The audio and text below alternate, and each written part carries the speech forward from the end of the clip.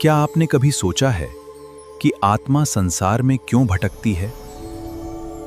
कौन सी शक्ति है जो जीव को जन्म मरण के अनंत चक्र में बांधे रखती है? और कैसे इन कर्मों से मुक्त होकर आत्मा अपने शुद्ध स्वरूप को प्राप्त कर सकती है? इन सभी गूढ़ रहस्यों का वैज्ञानिक और तात्विक समाधान मिलता है गोमटसार कर्मकांड। आचार्य नेमिचंद्र सिद्धांत चक्रवर्ती द्वारा रचित यह अनुपम ग्रंथ कर्मों के बंध, उदय, निर्जरा और मोक्ष मार्ग का विस्तृत विवेचन प्रस्तुत करता है। 8 मूल कर्म, गुणस्थान, कर्मों की प्रकृति, स्थिति, अनुभाग और प्रदेश। गोमटसार कर्मकांड के माध्यम से आत्मा और कर्म के शाश्वत विज्ञान को समझने की इस दिव्य यात्रा का प्रारंभ करें। गुणनयनविभूषणं महावीरं नयननिलयं वैरिसमुकेतनं वोचं जब नमो अरिहन्ताणं नमो सिन्धाणं नमो आयरियाणं अयाणं नमो लोये सवसावूण। जय बोलो अनंतानंद परम सिद्ध भगवान की, देवादिदेव 1008 श्री आदिनाथ भगवान की, 1008 श्री पार्श्वनाथ भगवान की, वर्तमान सहस्रनायक श्री महावीर भगवान की, 1452 गणधर परमेश्वरी भगवान की, 64 रिद्धिधारी महामुनिराजों की, परम पूज्य आचार्य श्री दर्शन आचार्य पुष्पदंत आचार्य भूतबली आचार्य वीरसेन स्वामी समंत्रभद्र अंकलंक आचार्य नेमिचंद्र सिद्धांत चक्रवर्ती महाराज की, आचार्य श्री शांतसागर आदिसागर जी, महावीर कीर्ति जी, विमल सागर, सन्मति सागर जी, कुंतु सागर जी, कनकनंदी जी महाराज की, आचार्य श्री पद्मनंदी जी गुरुदेव की, चिन्हवाणी माता की, श्रीमद जैन धर्म की।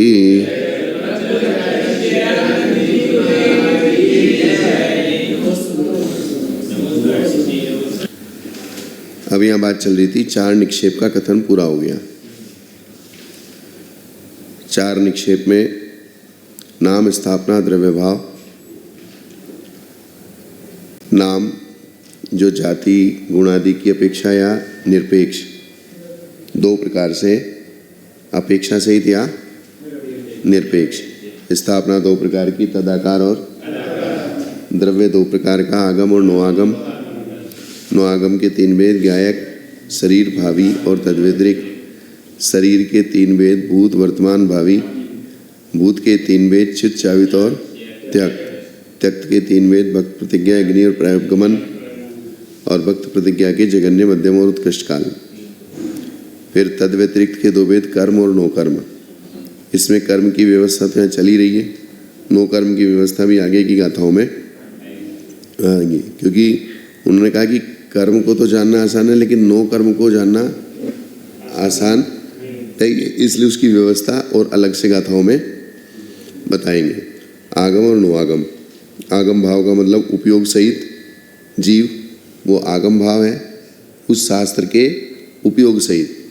और नो आगम भाव उस कर्म के फल को भोगने वाला जीव, जिसके कर्म बंद हो रहा है, जिसके कर्म सत्ता में है, और जो जिसके कर्म उसका उदय में आ रहा है, और जो जीव उस कर्म के फल को भोग रहा है।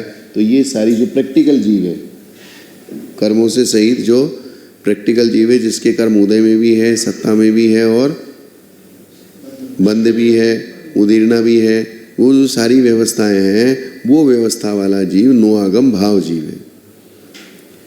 उन सबको सिर्फ आगम से जानने वाला जीव वो आगम भाव है। क्या है? आगम से जानने वाला जीव क्या है? आगम भाव है। और उसकी व्यवस्था में चलने वाला जीव नो आगम भाव है। फल भोगने में सब आ गया। फल भोगना तो उपलक्षण है, कर्म कैसे बंध रहा है, तुम कैसे बांध रहे हो, कैसे उदय में आ रहा है, कैसे सत्ता में पड़ा है, कैसे सत्ता में उसका उत्कर्षण हो रहा है, कैसे अपकर्षण हो रहा है, कैसे उसका संक्रमण हो रहा है, ये सारी बातें। आइए सर, आपने कल बताया था आगम कर्म आगम को जानने वाले के साथ साथ उपयोग में भी होगा तो आगम भाव। और आगम द्रव्य का मतलब उपयोग रहित। द्रव्य आगम का मतलब उपयोग रहित। और भाव आगम का मतलब है और जानता भी। हाँ, उपयोग सहित। भावगम का मतलब उपयोग सहित, ये दोनों में डिफरेंस है, द्रव्य में और भाव में। क्योंकि आगम शब्द लगा हुआ है इसलिए वो ये इस प्रकार से बताया गया है। समझ में आया ना?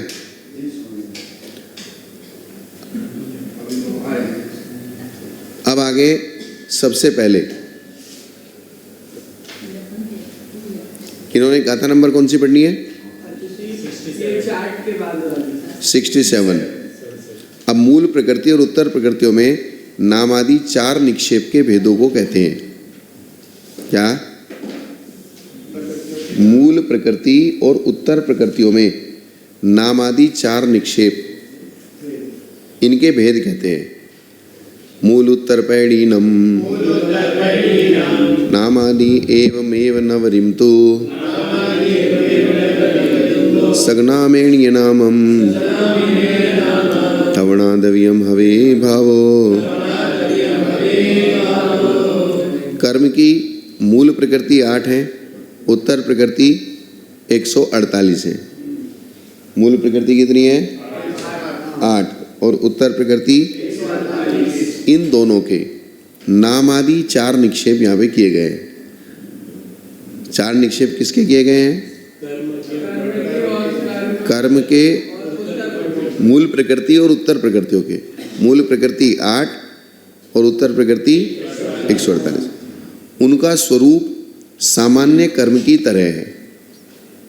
क्योंकि इन्होंने सबसे पहले एक सामान्य कर्म, ना कर्म एक प्रकार का सामान्य से, फिर 2 प्रकार का द्रव्य और भाव, फिर 8 प्रकार का ज्ञानावरण आदि की अपेक्षा, फिर 148 प्रकार का, फिर संख्यात प्रकार का, फिर असंख्यात प्रकार का और अनंत प्रकार का।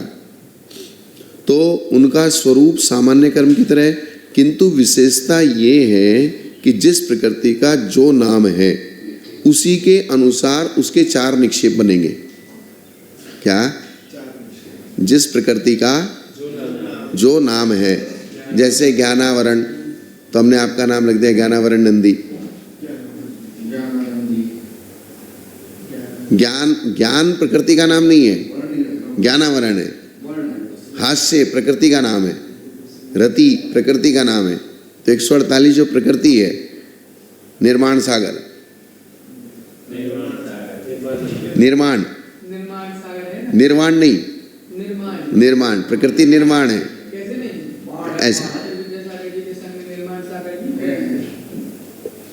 ऐसा तो इन 4 निक्षेप यहाँ पे प्रत्येक जो संज्ञा है, क्या जितनी भी संज्ञाएं इस लोक में हैं उन सबके 4 निक्षेप किए जा सकते हैं। अर्थात नाम की अपेक्षा वो क्या है, स्थापना की अपेक्षा क्या है, द्रव्य की अपेक्षा क्या है और भाव की अपेक्षा क्या है।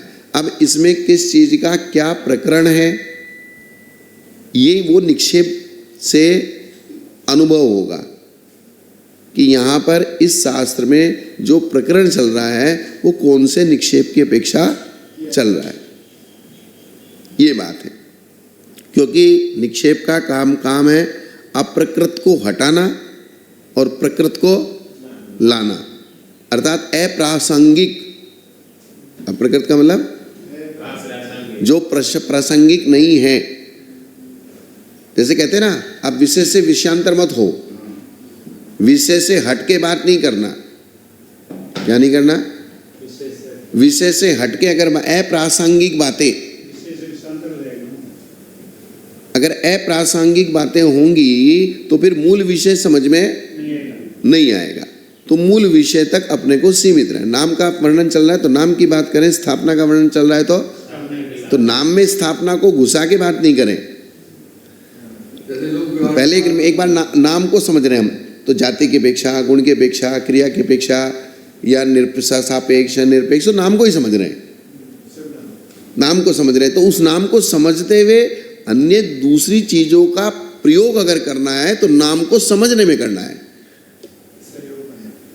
अगर दूसरी चीजों का प्रयोग करना है, लेकिन उस नाम के प्रकरण के अंदर दूसरे प्रकरण की चर्चा नहीं करना है।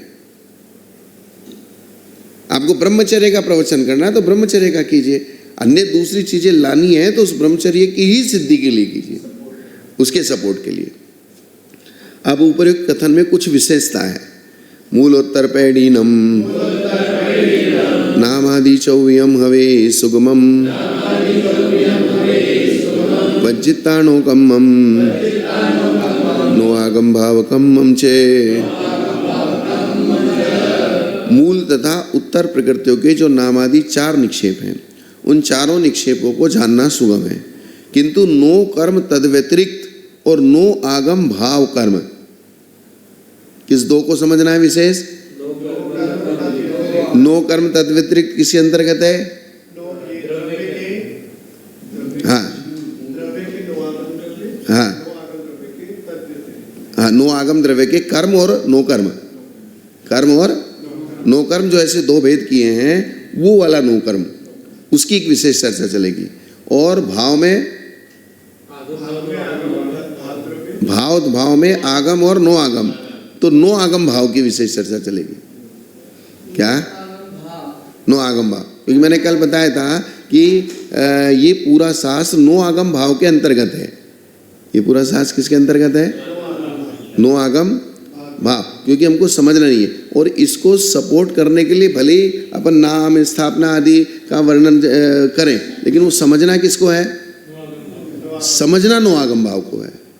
क्योंकि जीव कैसे कर्म बंध करता है, जीव कैसे कर्मों का फल भोगता है, जीव कैसे जीव के कर्म उदय कैसे आते हैं, जीव की कर्मों की सत्ता कैसी होती है, और आत्मा में कैसे गुण संक्रमण होता है, आत्मा में कैसे उत्कर्षण होता है, कैसे अपकर्षण होता है, कैसे अध्ययकरण होता है, अपूर्वकरण होता है, अनिवृत्तिकरण होता है, कैसे प्रकृतियाँ एक दूसरे में परिवर्तित करती हैं, कैसे प्रकृतियों का नाश होता है, ये सारी की सारी चर्चा नो आगम भाव कर्म की है, क्योंकि प्रैक्टिकल चर्चा है ये क्या है?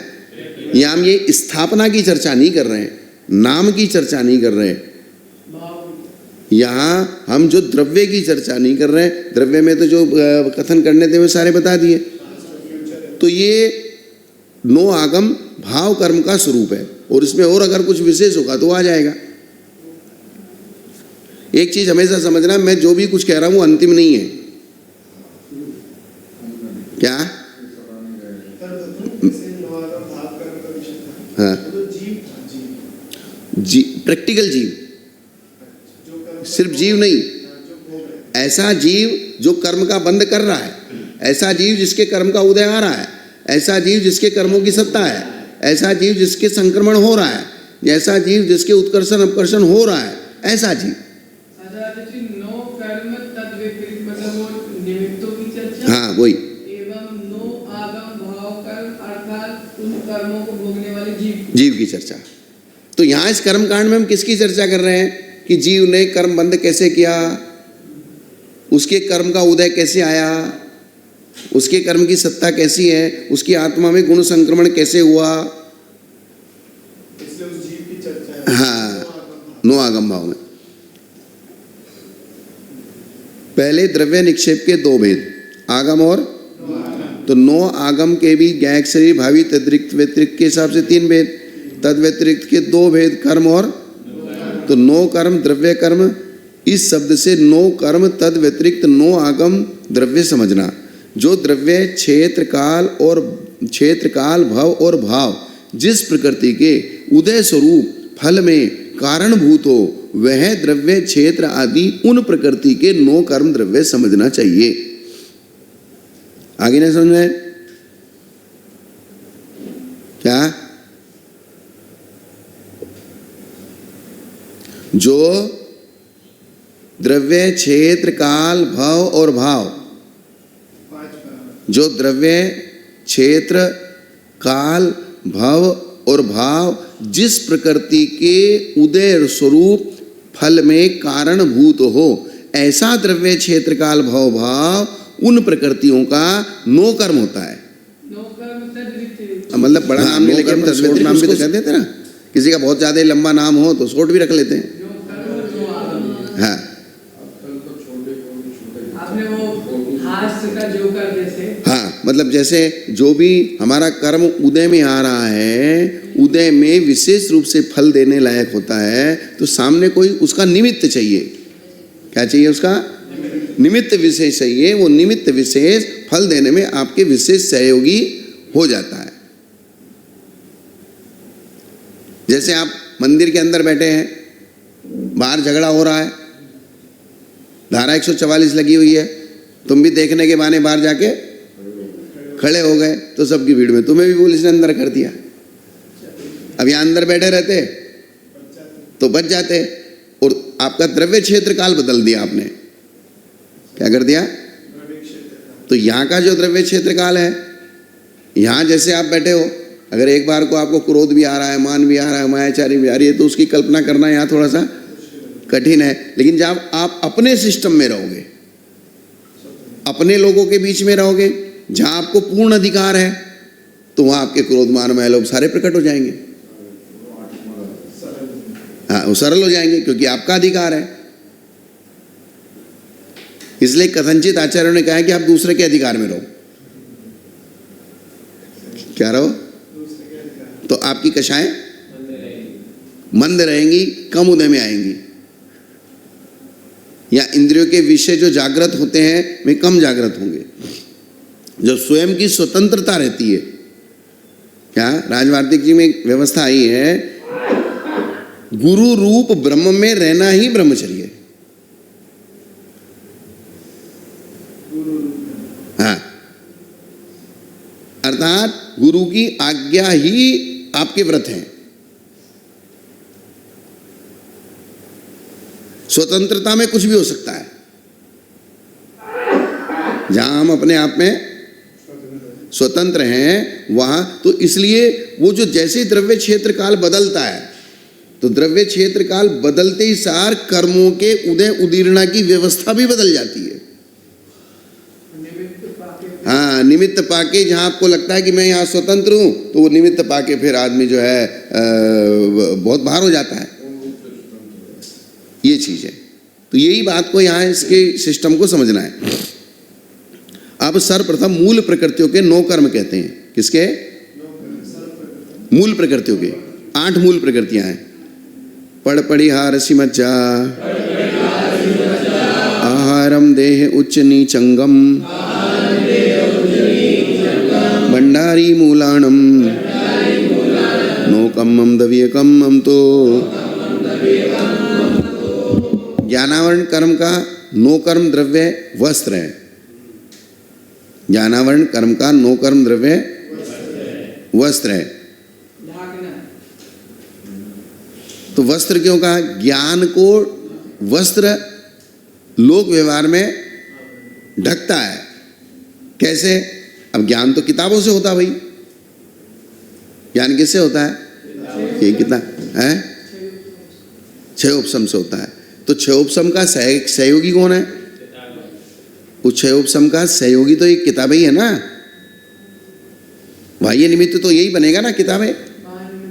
ऐसे यहाँ सामान्य से कपड़ा का क्या कहा? जैसे किताब को बंद कर दिया या कपड़े से ढक दिया। यही हम सामने कुर्सी रखी है, इस कुर्सी के ऊपर आपने कपड़ा इस तरीके से ढक दिया कि आपको, एक तो इस तरीके से ढकना कि आपको उसका आकार कपड़े में भी पता लग जाए, वो अलग चीज़ है। लेकिन इस तरीके से उसको कपड़ा लटकाया आपने सामने से बिल्कुल सीधा फ्लैट, तो आपको ये पता नहीं चल रहा है कि इसके पीछे क्या है, तो ज्ञान नहीं हो रहा है।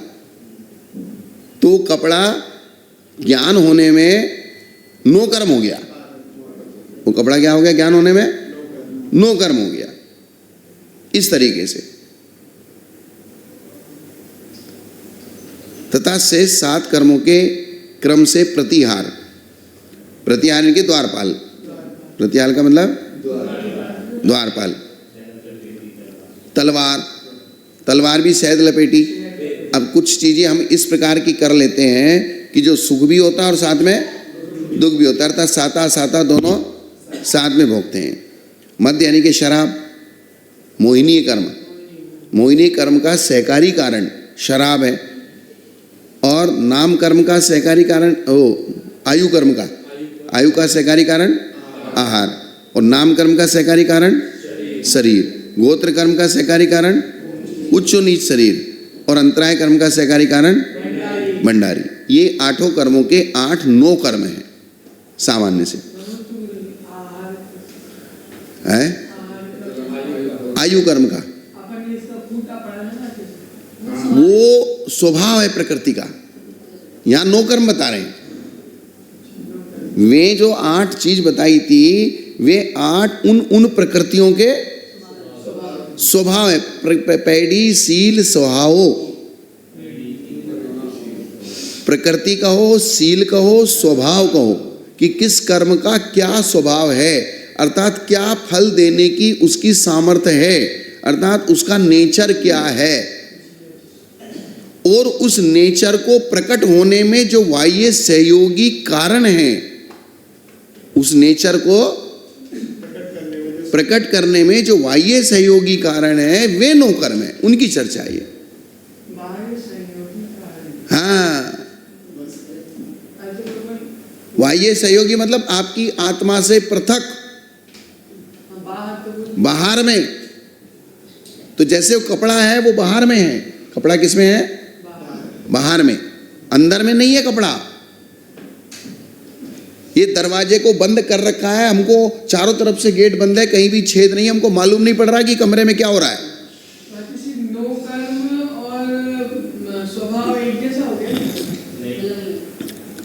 स्वभाव तो उस प्रकृति में है। स्वभाव किस में है? प्रकृति में। तो वो आत्मा, जो आत्मा के अंदर कर्म है, उस कर्म की प्रकृति में वो स्वभाव है। और 9 कर्म ये बाहर रखा है।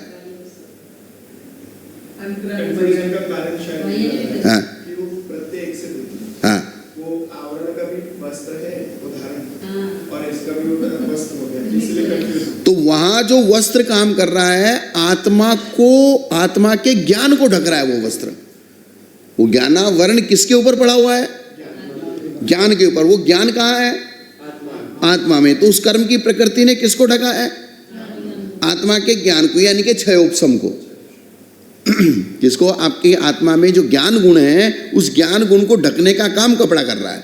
और बाहर में कौन सहयोगी है? बाहर का कपड़ा जो वस्तु को ढक रहा है। बाहर का कपड़ा जो वस्तु को ढक रहा है। और एक आत्मा का कपड़ा, आत्मा का कपड़ा ज्ञानावरणी कर्म है, और बाहर का कपड़ा वस्तु को ढकने वाला कपड़ा है। तो दोनों मिलके वो अंतरंग में वो कर्म का उदय आएगा। तो बहिरंग में आपको ऐसे निमित्त मिलेंगे कि आपको ज्ञान की उत्पत्ति नहीं होगी। क्योंकि कर्म अगर उसको निमित्त ना मिले तो वो फल नहीं देगा। जैसे आपकी नरक गति आपके उदय में आ रही है, लेकिन वो एक समय पहले स्त्रीबुक संक्रमण होके मनुष्य गति में परिवर्तित होके उदय में आ रही है, क्योंकि उसका द्रव्य क्षेत्र काल यहाँ पर नहीं है। नहीं, बंद आपके चारों गति का कैसे हो जाएगा? एक गति का बंद होगा ना। जैसे आपकी बंद विच्छुत्ति, नरक गति की बंद विच्छुत्ति पहले गुणस्थान में हो गई। अब आपके तिर्यंज गति की बंद विच्छुत्ति दूसरे गुणस्थान में हो गई। मनुष्य गति की बंद विच्छुत्ति चौथे गुणस्थान में हो गई। अब आपके सिर्फ और सिर्फ देव गति बनेगी अगर आप गुणस्थान का चेंज करोगे। जैसे पहले गुणस्थान में चारों गतियों का बंद हो सकता है, जैसे क्योंकि वहां चारों गति बन रही हैं, तो चारों गति एक साथ नहीं बनती हैं, क्योंकि ये पिंड प्रकृतियां हैं। 4 में से एक बनेगी। तो जिस समय आपका भाव नरक की प्रकृति बांधने के योग्य होगा तो नरक गति बनेगी, मनुष्य बांधने का भाव होगा तो मनुष्य गति बनेगी, त्रियंज बांधने का भाव होगा तो त्रियंज, क्योंकि मिथ्यात्व में चारों गति का बंद हो सकता है, लेकिन होता एक गति का है। नहीं, गति का भी है, गति भी, आयु की बात नहीं कर रहा हूं मैं। तो बंद तो चारों गई और चारों सत्ता में है। अब उदय में एक आएगी और गुणस्थानों के हिसाब से बंद, जिनकी बंद विच्छुत्ति हो जाएगी तो उनका बंद आगे रुक जाएगा। जैसे अभी आपके वर्तमान में चारों गति सत्ता में है, बंद सिर्फ देव गति रही है, उदय सिर्फ मनुष्य गति आ रही है। क्या उदय किसका है? मनुष्य गति का। सत्ता में कितनी है? चारों है। और बंद किसका रहा है? देवगति का। तो 3 मैटर रही है, बंद, उदय, सत्ता। इसलिए ये अगला जो प्रकरण चलेगा, बंध उदय सत्ता का पहले अलग अलग पढ़ेंगे, फिर इसको मिक्स करके पढ़ेंगे। सत्ता तो वहां 14वें गुण स्थान के अंतम तक रहेगा। सत्ता तो वो पूरी 48% उदय भी 14 सत्ता तो 85 प्रकृतियों की सत्ता है ना वहां, लास्ट 14वें गुण स्थान के सेकंड लास्ट समय तक। उदय भी रहेंगे। नहीं, उदय उदय सिर्फ मनुष्य गति का, उदय किसका रहेगा? सिर्फ मनुष्य गति का। और बंध विच्युति चौथे गुण स्थान तक सारी, और उसके बाद छठे सातवें गुण स्थान में देवगति की बंध विच्युति हो जाएगी, फिर बंद होना भी बंद हो जाएगा। तो ये चीज है। आयु की सत्ता एक समय में एक की रहती है या 22 की अपेक्षा 2 की रहती है। 4 आयु की सत्ता कभी नहीं रहती। आयु का उदय एक ही प्रकृति का आएगा, ऐसा। ज्ञानावरण का नौकर्म वस्तु के चारों ओर लगा हुआ वस्त्र है, जो वस्तु का ज्ञान नहीं होने देता। दर्शनावरण कर्म का नौकर्म द्रव्य द्वार पर नियुक्त द्वारपाल है, जो राजा के समान निज आत्म स्वरूप आत्मा का अवलोकन नहीं होने देता। अर्थात इसका मतलब क्या हुआ? आपका उपयोग निरंतर जब बाहर की तरफ है तो वो उपयोग अंदर भी जाएगा, क्योंकि दोनों उपयोग हमारे छद्मस्तों के एक साथ नहीं होते, क्रम से होते हैं। केवलियों के एक साथ होते हैं। हम अगर बाहर के उपयोग में लगे हैं तो अंतरंग में उपयोग नहीं है, और अंतरंग में लगे हैं तो बहिरंग उपयोग नहीं है। और जो सम्यक दर्शन की प्राप्ति होती है वो अंतरंग उपयोग से नहीं होती। क्या? सम्यक दर्शन की प्राप्ति बाहिर। हाँ, सम्यक दर्शन की प्राप्ति, सम्यक दृष्टि वो मिथ्या संगी पंचेंद्रिय पर्याप्तक साकार उपयोगी। साकार उपयोगी का मतलब ज्ञानोपयोगी, दर्शनोपयोगी नहीं। अंतरंग को विषय करने वाला कौन है? दर्शनोपयोग। तो दर्शन, तो अंतरंग आत्मा में आपका उपयोग है, उसको सम्यक दर्शन की प्राप्ति नहीं होती। जिसको बहिरंग ज्ञान में उपयोग है, जिसको बहिरंग ज्ञान में उपयोग है, उसको सम्यक दर्शन की प्राप्ति होती है। ये बात मैं इसलिए कह रहा हूं कि सिर्फ उनमें आत्मा आत्मा आत्मा आत्मा आत्मा आत्मा का भी जो आप ध्यान मनन चिंतन कर रहे हो ना, वो भी ज्ञानोपयोग है। अर्थात आत्मा के स्वरूप का चिंतन कर रहे हो। आत्मा में आत्मा के स्वरूप का, आत्मा कैसी है, कर्मों से रहित है, इस प्रकार सिद्धों का स्वभाव है, मैं कैसा हूं, मैं कर्मों से बंधा हुआ हूं, ये सब ज्ञानोपयोग है। ये सब क्या है? तो आपका जो डिस्टर्ब है वो दर्शनोपयोग डिस्टर्ब नहीं है, ज्ञानोपयोग डिस्टर्ब है। और ज्ञानोपयोग, जो ज्ञान डिस्टर्ब है, और ज्ञान को सही करके ही हमारा सही पुरुषार्थ होगा। पर फिर उसको कहते हैं दर्शन ऊपर। ठीक है ना? तो ज्ञान दर्शन पूर्वक होता है। ज्ञान क्या होता है? दर्शन पूर्वक होना, ये अलग मैटर है। तो फिर ज्ञान सम्यक होके फिर दर्शन सम्यक होगा। हाँ, नहीं, दर्शन तो दर्शन सम्यक दर्शन वाला सम्यक दर्शन अलग है, और ये वाला दर्शन अलग है। इस दर्शन में सम्यक और मिथ्या भेद ही नहीं है। हाँ, ये जो सामान्य अवलोकन नहीं, सामान्य अवलोकन नहीं है। सामान्य का मतलब वो आत्मा है। जो ये दर्शन है, ये दर्शन सम्यक और मिथ्या व्यपदेश से रहित है। जो ज्ञानोपयोग दर्शनोपयोग वाला दर्शन है ना, इसमें सम्यक और मिथ्या व्यपदेश नहीं होता है। समझ में आएगी बात? हाँ, ये मैटर ऐसा है। देखिए, ये इसको मैटर को समझना बहुत सीरियसली लेने का। इसको मैंने बताया था ना, दर्शन एक सम्यक दर्शन में आता है। दर्शन तो ये जो दर्शन होता है सम्यक दर्शन वाला, ये मोहिनी कर्म के शोभसम से, उदय से या क्षय से होता है। एक दर्शन है दर्शनोपयोग। कौन सा? तो ये दर्शनावरणी कर्म के उदय से होता है। तो ये मोहिनी कर्म के सम्यक दर्शन की उत्पत्ति होगी। ये कहाँ? इसमें कौन सा कर्म लगेगा? मोहिनी कर्म। और दर्शनोपयोग में दर्शनावरणी कर्म लगेगा। और ज्ञानोपयोग में तीसरा दर्शन कौन सा दोनों से लेकर है? यही तो दर्शन है, दर्शनोपयोग वाला। ये जो दर्शनोपयोग वाला दर्शन है, ये सम्यक और मिथ्या व्यपदेश से रहित है। आजी भगवान और ये जो सम्यक दर्शन है, सम्यक दर्शन, मिथ्या दर्शन, ये श्रद्धान का विषय है। ये किसका विषय है?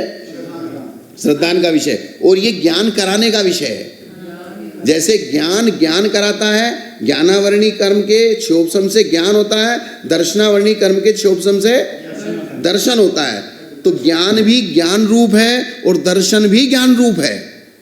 इसलिए दोनों का एक ही उदाहरण दिया है और दोनों के आश्रव के कारण भी एक ही बताए हैं। ज्ञान दर्शनावरणियों दोनों के आश्रव के कारण एक ही हैं। तत्प्रदोष निन्नव मात्सर्य अंतराय साधनोपघाता ज्ञान दर्शनावरणयो। अर्थात ज्ञान का काम भी ज्ञान कराना है और दर्शन का काम भी ज्ञान कराना है। एक का काम है बहिरंग ज्ञान कराना, एक का काम है अंतरंग ज्ञान कराना, और दर्शन का काम है श्रद्धान कराना। सम्यक दर्शन का काम क्या है? श्रद्धान कराना। तो ये इसमें मोहिनी कर्म लगता है, इसमें दर्शनावरणी कर्म लगता है और ज्ञानावरणी कर्म लगता है। इस वाले में जो श्रद्धान वाला विषय है, उसके साथ ज्ञान स्वतः ही हो जाए। हाँ, ज्ञान तो ऑलरेडी रहता ही है। सम्यक ज्ञान हो जाए। सब, हाँ, ज्ञान रहता है, लेकिन वो मिथ्या ज्ञान था, वो सम्यक ज्ञान हो गया। दर्शन भी ऑलरेडी रहता है, वो मिथ्या दर्शन था, वो सम्यक दर्शन हो गया। आज जीव ज्ञान दर्शन से रहित नहीं होता है। होता नहीं, लेकिन वो एक ही कर्म से काम होता है। हाँ, इसमें दो कर्म अलग अलग लगेंगे। हाँ, दर्शनावरण में दर्शन का काम करेगा, ज्ञानावरण में ज्ञान। हाँ, तो दो कर्म लगेंगे, उसमें एक ही कर्म है। हाँ, क्योंकि ज्ञान जो होता है वो मिथ्या ज्ञान और सम्यक ज्ञान। मिथ्या ज्ञान हो तो भी ज्ञानावरणी के क्षोभसम से होता है, और सम्यक ज्ञान हो तो भी ज्ञानावरणी कर्म के क्षोभसम से होता है। सीधी बात है। अब जैसे हमने मिथ्या ज्ञान, सम्यक ज्ञान, मिथ्या दर्शन, सम्यक दर्शन, तो वो दर्शनावरणी कर्म का काम अलग है, ये मिथ्या दर्शन सम्यक दर्शन अलग है। मोहिनी कर्म। हाँ, अंतरंग ज्ञान और बहिरंग ज्ञान की अपेक्षा से ये इस मैटर को थोड़ा सा बारीकी से दिमाग में बिठा लेने का पड़ता है। इसलिए अंतरंग उपयोग निराकार है। जब हम आंख बंद करते हैं और अपने आप को फीलिंग करते हैं, अपने आप को क्या करते हैं? फीलिंग करते हैं। प्रत्येक जीव फीलिंग करता है, उसमें कोई सम्यकपना और मिथ्यापना नहीं, क्योंकि कुछ दिखाई तो देता नहीं है। सिर्फ ये होता है कि मैं हूं तो हूं, बस खत्म हुई बात। आप इसी को शुद्धोपयोग कह रहे हैं। शुद्धोपयोग अलग चीज है। वो तो हमारा आत्मावलोकन होता है। हमारे पास करेंगे। चौथे गुण स्थान में इसको कहते हैं आत्मावलोकन। आत्मानुभूति तो मिथ्या दृष्टि को भी होती है, क्योंकि दर्शनोपयोग सम्यक दृष्टि मिथ्या दृष्टि को बराबर है। तो वो जो आत्मानुभूति की बात है, वो आत्मा का जो हम उस प्रकार की शुद्ध आत्मा की अनुभूति कैसे कर सकते हैं जब हम शुद्ध है ही नहीं। जब हमारी पर्याय अशुद्ध है तो अशुद्ध पर्याय में अशुद्ध का ही तो वेदन करेंगे। तो हम अगर शुद्ध का वेदन करते हैं, हमारी समझ से हमको ऐसा लगता है कि हम उसकी शुद्ध की चर्चा करके शुद्ध की कल्पना करते हैं। जैसे अभी हम वर्तमान में शुद्ध पर्याय से सहित हैं कि अशुद्ध पर्याय से? अशुद्ध पर्याय से। तो हमारी अनुभूति में वो कर्म सहित पर्याय ही आएगी या कर्म रहित पर्याय? हम जैसा सिद्ध अनुभव कर रहे हैं वैसा कर सकते हैं क्या? वैसा अनुभव हमको कैसे हो जाएगा? क्योंकि हमारे आठों कर्म हमारे साथ में लगे हुए हैं। हम सिर्फ जब उन कर्मों का मंद उदय हो जाएगा, कर्म को बिल्कुल उनका असर हमारी आत्मा के ऊपर पड़ेगा नहीं, फिर हम जब ज्ञानोपयोग में रहेंगे और उस ज्ञानोपयोग से आत्मा के स्वरूप को जानेंगे, तो स्वरूप को जानते हुए हम उस प्रकार की फीलिंग कर सकते हैं। इसलिए उन्होंने कहा है श्रुत ज्ञानोपयोग से ही केवल ज्ञान होगा। किससे केवल ज्ञान होगा? हाँ, दर्शनोपयोग से केवल ज्ञान नहीं होता है। हाँ, श्रुत ज्ञानोपयोग जो शुक्ल ध्यान होता है, विचारो अर्थ व्यंजन योग संक्रांति, अर्थ संक्रांति, व्यंजन संक्रांति, द्रव्य से द्रव्यांतर, पर्याय से पर्यायांतर, गुण से गुणांतर, योग से योगांतर। तो द्रव्य गुण पर्याय ये किसकी है? पदार्थों की। तो पदार्थों को जो द्वादशांग से जाना है, उस द्वादशांग से जाने हुए पदार्थों में पर्टिकुलर किसी एक पदार्थ पे, किसी एक गुण पे, किसी एक पर्याय पे हम टिके हैं, तो वो टिके हैं, वो हमारा कौन सा उपयोग है? वो ज्ञानोपयोग है, न कि दर्शनोपयोग। वो क्या है? हाँ, बहिरंग ज्ञान ज्ञानोपयोग, अंतरंग ज्ञान दर्शन। हाँ, अंतरंग आत्मा को जानना वो दर्शनोपयोग। ये बात में बहुत, ये सिद्धांतिक बात है। और आध्यात्मिक में अगर इसको पढ़ते हैं तो ये सिद्धांतिक, अगर हमने सही तरीके से समझ लिया, फिर आध्यात्मिक को समझने में दिक्कत नहीं आएगी। लेकिन आध्यात्मिक पूरा वहां कंफ्यूजन कर देता है। लेकिन अंतरंग ज्ञान पूर्वक बहिरंग ज्ञान कैसे हो? हैं? अगर अपन दर्शनोपयोग को अपन ने माना अंतरंग ज्ञान, तो फिर दर्शनोपयोग पूर्वक ही ज्ञान उपयोग होता है ना? आपको नींद कौन से कर्म के उदय से आती है? नींद आती दर्शनावरणी कर्म के उदय से नींद आती है ना। तो दर्शनावरणी कर्म के उदय से आप मूर्छित होते हैं, नींद आती है। तो जिस समय आप मूर्छित हैं उस समय किसी बहिरंग पदार्थ को जान पाते क्या? क्यों? क्योंकि जब तक आप अपने आप को नहीं जानेंगे तब तक आप बहिरंग को भी नहीं जानेंगे। ये नियम है। और सिर्फ दर्शनावरणी कर्म के उदय में भी दर्शनावरणी कर्म, तो दर्शनावरणी कर्म का क्षोभसम तो ये कर रहा है कि आपने अपने आप को जान लिया। अब आपने अपने आप को जान लिया, अब आप बहिरंग को जानने के लिए रेडी हो गए। और अगर आप मूर्छित हैं, निद्रित हैं, तो आप अपने आप को फीलिंग नहीं कर पा रहे हैं, तो आप बाह्य पदार्थ को भी फीलिंग नहीं कर पा रहे हैं। जैसे परीक्षा मुख जी में कहा है, जैसे घड़ा अपने आप को नहीं जानता तो पर पदार्थों को भी नहीं जानता। मैं अपने आप को जानता हूं तो मैं घड़े को भी जानता हूं। ज्ञानोपयोग है तो दर्शनोपयोग नहीं, दर्शनोपयोग है तो ज्ञानोपयोग। हाँ, उस शब्द से तो अंतर, जैसे निद्रा का उदय चल रहा है, दर्शनावरणी कर्म का उदय चल रहा है, तब भी चीज समय दृष्टि है। हाँ, हो सकता है, उसमें कोई दिक्कत नहीं है। इसमें दोनों ऐसा वो उपयोग में नहीं आ रहा है, लेकिन वो शक्ति की अपेक्षा तो है ना। उसका श्रद्धान कहीं चला थोड़ी गया, नींद में है तो। उपयोग अगर उसका किसी दूसरी चीज में है तो उसका सम्यक दर्शन में उपयोग नहीं है, इसका मतलब सम्यक दर्शन चला नहीं गया। जैसे आप प्रमाद में भी अगर आपका उपयोग है तो आपका संयम नहीं चला गया। आपने दिमाग को डायरेक्शन इनडायरेक्शन दे रखा है कि मैं संयमी हूं।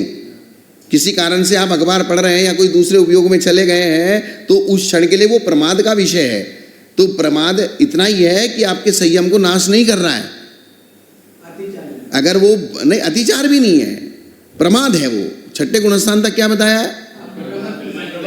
प्रमत्त योग है, प्रमाद है। उस प्रमाद के कारण से आप कभी कदाचित किसी दूसरी चीज में चले जाते हो। तो इसका मतलब आपके जो, जैसे कहते हैं ना कि आपकी तिजोरी में धन रखा हुआ है, तो धन 24 घंटे आपके दिमाग में है, वो चला नहीं गया कहीं। आप भले ही दूसरा उपयोग करते हो, तीसरा उपयोग लगाते हो, चौथा उपयोग, लेकिन धन कहाँ है? हाँ, वो घटता नहीं है। ऐसे ही संयम का जो संकल्प है, संयम का जो अभिप्राय है, वो आपके दिमाग से हटता नहीं है। जिस दिन वो संकल्प और अभिप्राय हट जाएगा उस दिन आपका काम बिगड़ जाएगा। जैसे आप चलेंगे तुरंत नहीं, देख के चलना है।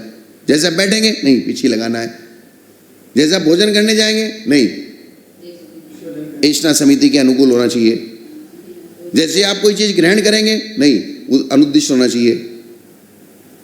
तो ये जैसे जैसे आपकी 5 समिति की आप प्रक्रिया करेंगे, तुरंत आपको मूलाचार की परिभाषाएं आपकी दिमाग में आती जानी चाहिए, क्लिक कर जानी चाहिए। ऐसा हमने डायरेक्शन अपने दिमाग को, जिस समय हमने दीक्षा ली थी, दीक्षा का मतलब क्या था कि हमने अपने दिमाग को एक अच्छी तरह से डायरेक्शन दे दिया। आज से मेरा इन सब चीजों का त्याग है और ये चीजों को मैंने लिया है, ये दीक्षा है। संकल्प, अभिप्राय, अर्थात आप संयम के अभिप्राय में आ गए। किसके अभिप्राय में आ गए? संयम के अभिप्राय में। अब जैसे ही आप कोई भी चीज करोगे तो संयम की विवक्षा रखते हुए करोगे। अगर संयम की विवक्षा आपकी छूट गई, वो अभिप्राय छूट गया, तो फिर संयम ही नहीं रहे। वो संयम की विवक्षा दिमाग में, हाँ, नहीं, ये नहीं करना, इस प्रकार से नहीं करना, ऐसा नहीं करना, मेरा संयम का अभिप्राय है। अगर कोई आप किसी कारण से कोई अपवाद मार्ग का भी अनुसरण करते हैं, लेकिन दिमाग में संयम का अभिप्राय है कि मेरी परिस्थिति है, मेरा शरीर रोगी है, या मुझे ठंडी गर्मी ज़्यादा लग रही है, तो लेकिन मुझे मेरे संयम का अभिप्राय यह है, मैं ये कर रहा हूं तो ये मुझे कुछ क्षण के लिए सकारण उस चीज का प्रयोग किया, जैसे ही कारण दूर हुआ तुरंत उसको हटा दिया। ये महत्वपूर्ण है। ज्ञानावरणी कर्म का नौकर्म द्रव्य वस्तु के चारों ओर लगा हुआ वस्त्र है, वस्तु के ज्ञान को नहीं होने देता। दर्शनावरणी कर्म का नौकर्म द्रव्य द्वार पर नियुक्त द्वारपाल है, जो राजा के समान निजात्म रूप आत्मा का अवलोकन नहीं होने देता, अर्थात अंतर्मुख चित्त प्रकाश को नहीं होने देता। वेदनीय कर्म का नौकर्म शहद लपेटी तलवार है, वेदनीय कर्मोदय के लिए सुख दुख का कारण है।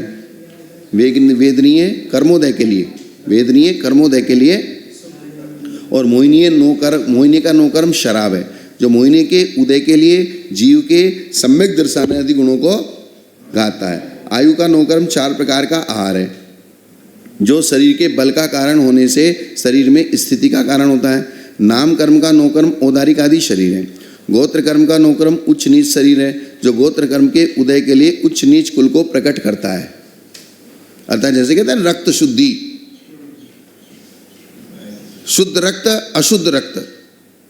अब तुम कहोगे रक्त तो अशुद्धि होता है, फिर भी उसमें शुद्धि अशुद्धि की कल्पना की गई है, तो कल्पना नहीं है, नहीं वो अलग चीज होगी। डायलिसिस अलग चीज हो गई। डायलिसिस जो शुद्ध करता है वो द्रव्य से शुद्ध करता है। डायलिसिस किससे शुद्ध करता है? उसमें यूरिन को बाहर निकालता है। लेकिन जो कुल परंपरा से आए हुए रक्त के अंदर संस्कार हैं, जो भाव शुद्धि है, जो कुल परंपरा से आए हुए उस रक्त के अंदर जो संस्कार है और उसके कारण से जो आपका परिणाम होता है, उसके कारण से क्या होता है, जो आपका परिणाम होता है वो उच्च गोत्र नीच गोत्र है।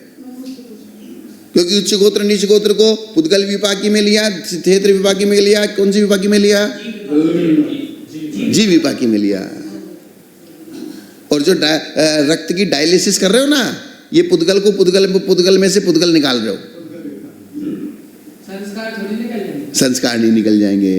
अगर आपने डायलिसिस भी कर दिया रक्त का तो उसमें संस्कार चले जाएंगे। ऐसा आहार मतलब आहार मिलेगा, प्राण बचे रहेंगे। हाँ, आयु कर्म बची रहेगी। आहार नहीं मिलेगा तो आयु खत्म हो जाएगी, उदीर्णा हो जाएगी उसकी। अंतराय कर्म का नौकर्म द्रव्य भंडारी है, जो अंतराय कर्मोदय के लिए भोगोपभोग वस्तु लेने नहीं देता। देने वाला दे रहा है, दान देने वाला दान दे रहा है, लेने वाले लेने को तैयार है। बीच में आदमी मना कर देता, नहीं नहीं इसको मत दो, इसके काम की नहीं है, तो हमने फोकट में बिना मतलब अंतराय कर दिया। और उसमें राजवार्तिक जी में एक बात स्पेशल कही है, गरीब आदमियों के बीच में तो बिल्कुल भी नहीं पड़ने का। क्योंकि गरीब आदमी अगर किसी चालाकी से सेठ से पैसा कमा रहा है और हमने सेठ को समझा दिया कि बोले इसको नहीं देना, तो वो बहुत बड़ा अंतराय कर्म का कारण है। क्योंकि उसने तो अपनी भूमिका बना ली थी और सेठ जी उसको देने के लिए तैयार हो गया था, और वो गरीब आदमी है और आप उसके बीच में घुस गए। तो बड़ा कैसे हो गया? बड़े का मतलब अंतराय कर्म का विशेष बंद होता है, क्योंकि उसको विशेष आवश्यकता है। क्या? उसकी डिमांड ज्यादा है और उसको बहुत ज्यादा तकलीफ होगी। क्या होगी? हाँ, वो बहुत ज्यादा पीड़ित हो जाएगा कि किसी तीसरे आदमी ने मेरे बीच में आके मुझे तो सेठ जी, और ना तो सेठ जी को कोई फर्क पड़ रहा था और उसका काम हो रहा था। सेठ जी अगर उसको 100 रुपए ज्यादा भी दे देते तो सेठ जी को क्या फर्क पड़ रहा? सेठ जी तो लाखों करोड़ों के आदमी है। तुम्हारे अंतराय डालते, तुम्हारे क्या फर्क पड़ा? तुम्हारे क्या आंदोलन से ये चीज है। ऐसा चौके में ये चीज मत दे, वो सब लगा लो आप। स्वास्थ्य के हिसाब से बोलना अलग, वैयावृत्ति के हिसाब से बोलना वो अंतराय कर्म का कारण नहीं है। जैसे हम गुरु शिष्य को निषेध करता है तो वो निषेध करना अगर उसका पर्सनल राग द्वेष है तो बात अलग है, लेकिन वो हित की विवक्षा से अगर उसको निषेध किया जा रहा है, हाँ, वो उसमें आपका अभिप्राय देख लो। अब आगे उत्तर प्रकृतियों में सर्वप्रथम ज्ञानावरण के उत्तर भेदों के नौकर्म कहते हैं। पढ़ विषय पहुदी दवम मदिसुदवाघाद कर्ण संयुक्तम मदिसुदवोहाणम पुण नो कम्मम दवीय कम्मम। तो अब ज्ञानावरण के 5 भेद है, मति ज्ञानावरण, शुद्ध ज्ञानावरण आदि। तो वस्तु स्वरूप को ढकने वाले वस्त्र आदि पदार्थ, ये तो मति ज्ञानावरण के हो गए, क्योंकि इंद्रिय से जो ज्ञान होना है तो इंद्रियों के संपर्क में पदार्थ आएगा तो ज्ञान होगा, और कपड़ा डाल दिया तो इंद्रियों के संपर्क में नहीं आ रहा है, इसलिए मति ज्ञानावरण का तो क्या हुआ, मति ज्ञानावरण का नोकर्म वस्त्र ही हुआ।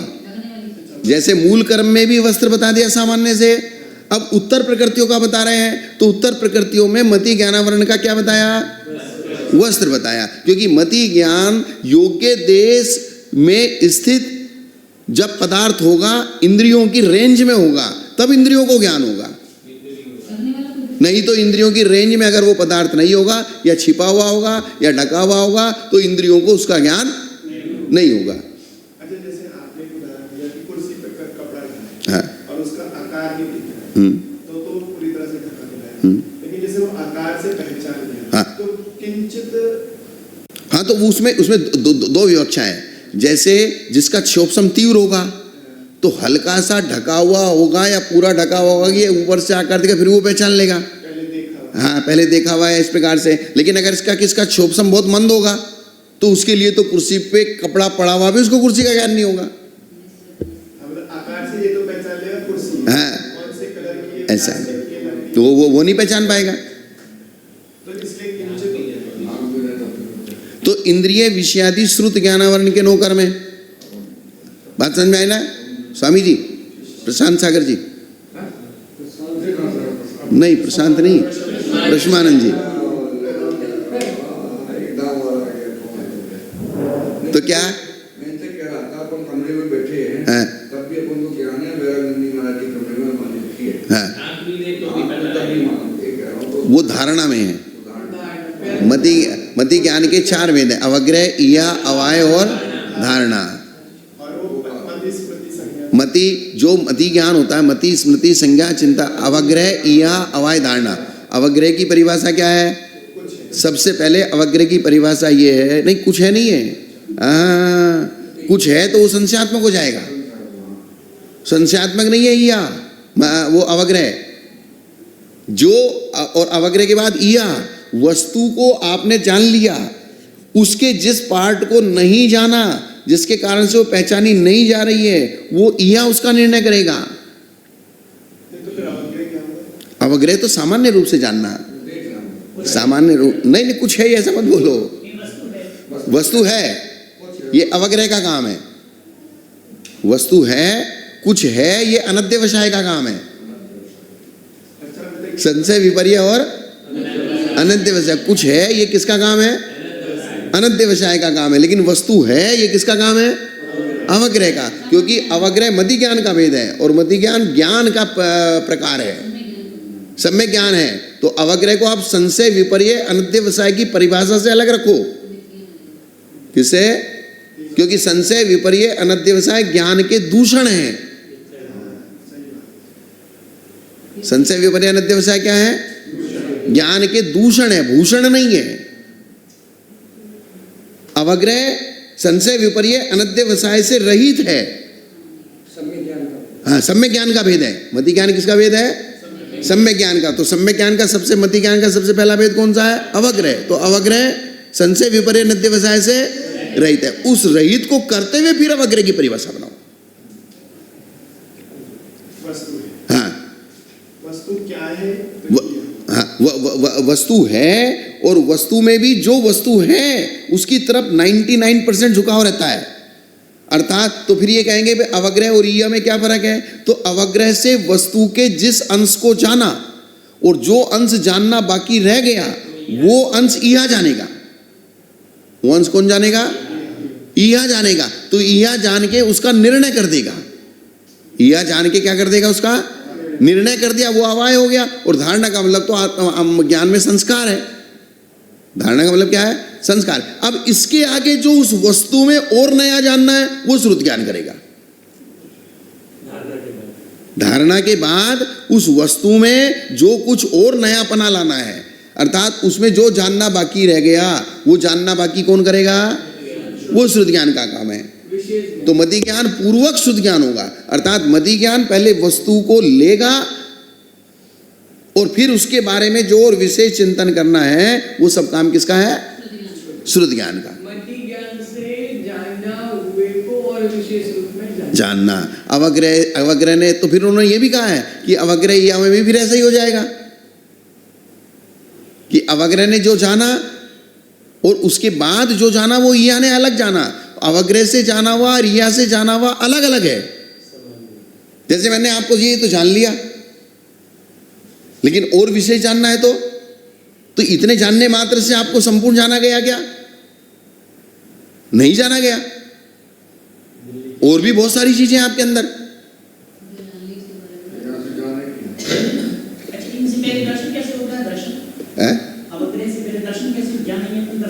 हाँ, पहले दर्शन होगा।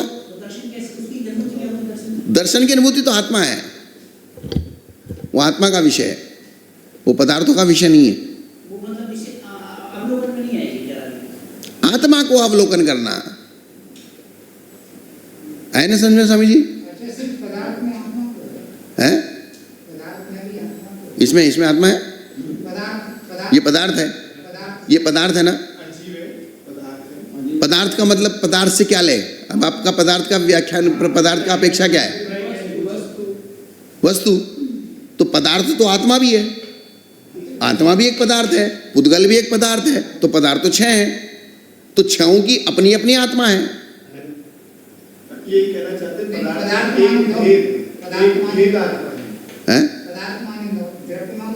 ये वो कहना चाह रहे 9 पदार्थ। पदार्थ माने 9, तो 9 पदार्थ अगर आपकी विवक्षा 9 पदार्थ की है तो जीव अजीव आश्रव बंध संवर निर्जना और मोक्ष ये सब आत्मा में घटित हो जाएंगे, पुण्य और पाप भी हो जाएंगे। ये बिना पकड़े आप जिंदा कैसे हो? आत्मा का स्वभाव है ज्ञान दर्शन। ज्ञान दर्शन किसका स्वभाव है? तो आपके पास ही है। पकड़ना नहीं पकड़ना वो आपके ज्ञान के विषय में नहीं आ रहा, क्योंकि आपका क्षिप्र कर्म का वो क्षोभ नहीं है। किसका क्षोभ नहीं है? किसका? क्षिप्र बहु बहुविधि क्षिप्राण तरुणाम क्षेत्राणाम। तो क्षिप्र कर्म का अगर आपका विशेष क्षोभ होता तो आपको पकड़ में आ जाता कि मैं इस समय ज्ञान दर्शन में हूं, इस समय ज्ञान।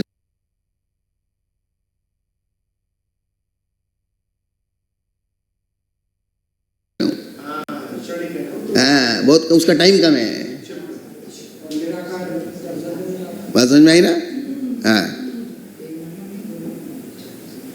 जैसे संबिन्न श्रोत्री रिद्धि होती है। कौन सी रिद्धि? संबिन्न श्रोत्री की हजारों लोग एक साथ बोले और वे सबको सुन लें और सबका क्रम क्रम से जवाब दे दे, तो उसके लिए क्षिप्रावरणी कर्म के विशेष उपशम की आवश्यकता होती है, शीघ्रता से। ओ ही मण पचवाणम परिघात निमित्त संकिले शयरम जम्बज्जट्ठम तम खलु नोकम्मम केवलेन थी।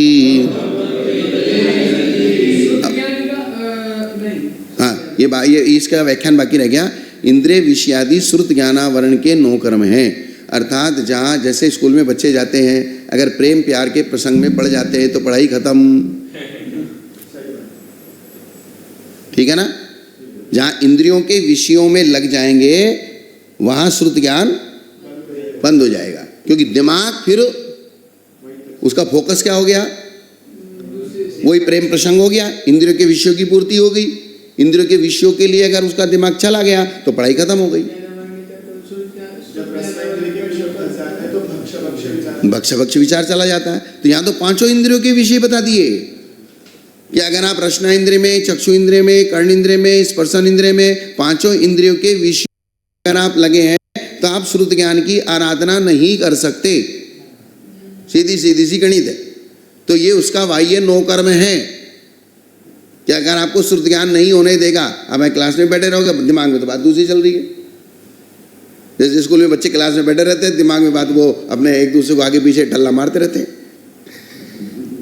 कंकड़ फेंकते रहते हैं, पेपर की बॉल बना के फेंकते रहते हैं। तो टीचर पढ़ाता रहता है, तो टीचर ने क्या पढ़ाया उनको समझ में ही नहीं आता। शिवानंद जी को पता तो है।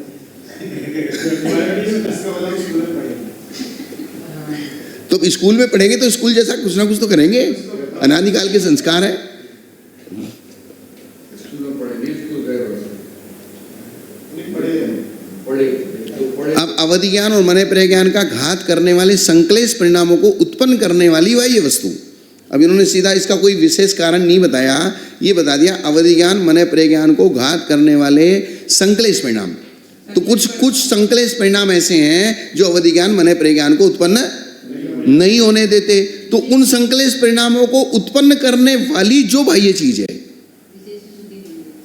उस संक्लेश को अपने आप तो होता नहीं है, संक्लेश जो भी होगा आपको कुछ ना कुछ निमित्त होगा। तो कुछ संक्लेश परिणाम ऐसे हैं कि जो अवधि ज्ञान मन प्रिय ज्ञान को उत्पन्न नहीं होने देते। तो वे संक्लेश परिणाम किससे उत्पन्न होंगे?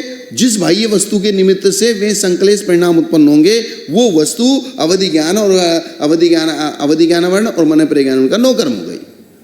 मतलब संक्लेश के निमित्त। हाँ, संक्लेश के निमित्त, क्योंकि अवधि ज्ञान और मन प्रिय ज्ञान को विशुद्धि से होते हैं।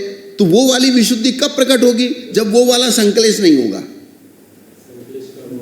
वो संक्लेश का अभाव होगा तो वो वाली विशुद्धि प्रकट हो जाएगी। तो वो संक्लेश का अभाव कब होगा? जब वो वाले संक्लेश कराने वाले बाह्य निमित्त नहीं रहेंगे। अब इसमें दो बातें होंगी। एक तो उत्पन्न ही नहीं हुआ, और या जीव को जैसे भाव प्रत्यय है तो उस स्वर को उपयोग नहीं लगाता है। तो दोनों में से कैसे? अर्थात भाव प्रत्यय में जो अवधि ज्ञान उत्पन्न होता है, वहां नियम से वे निमित्त प्रकट हो जाते हैं, अवधि ज्ञान को उत्पन्न करने वाले। इसमें तो हर पल तो रहता है, नहीं, अवधि ज्ञान तो हर पल रहता है। किसने कहने हर पल नहीं रहता?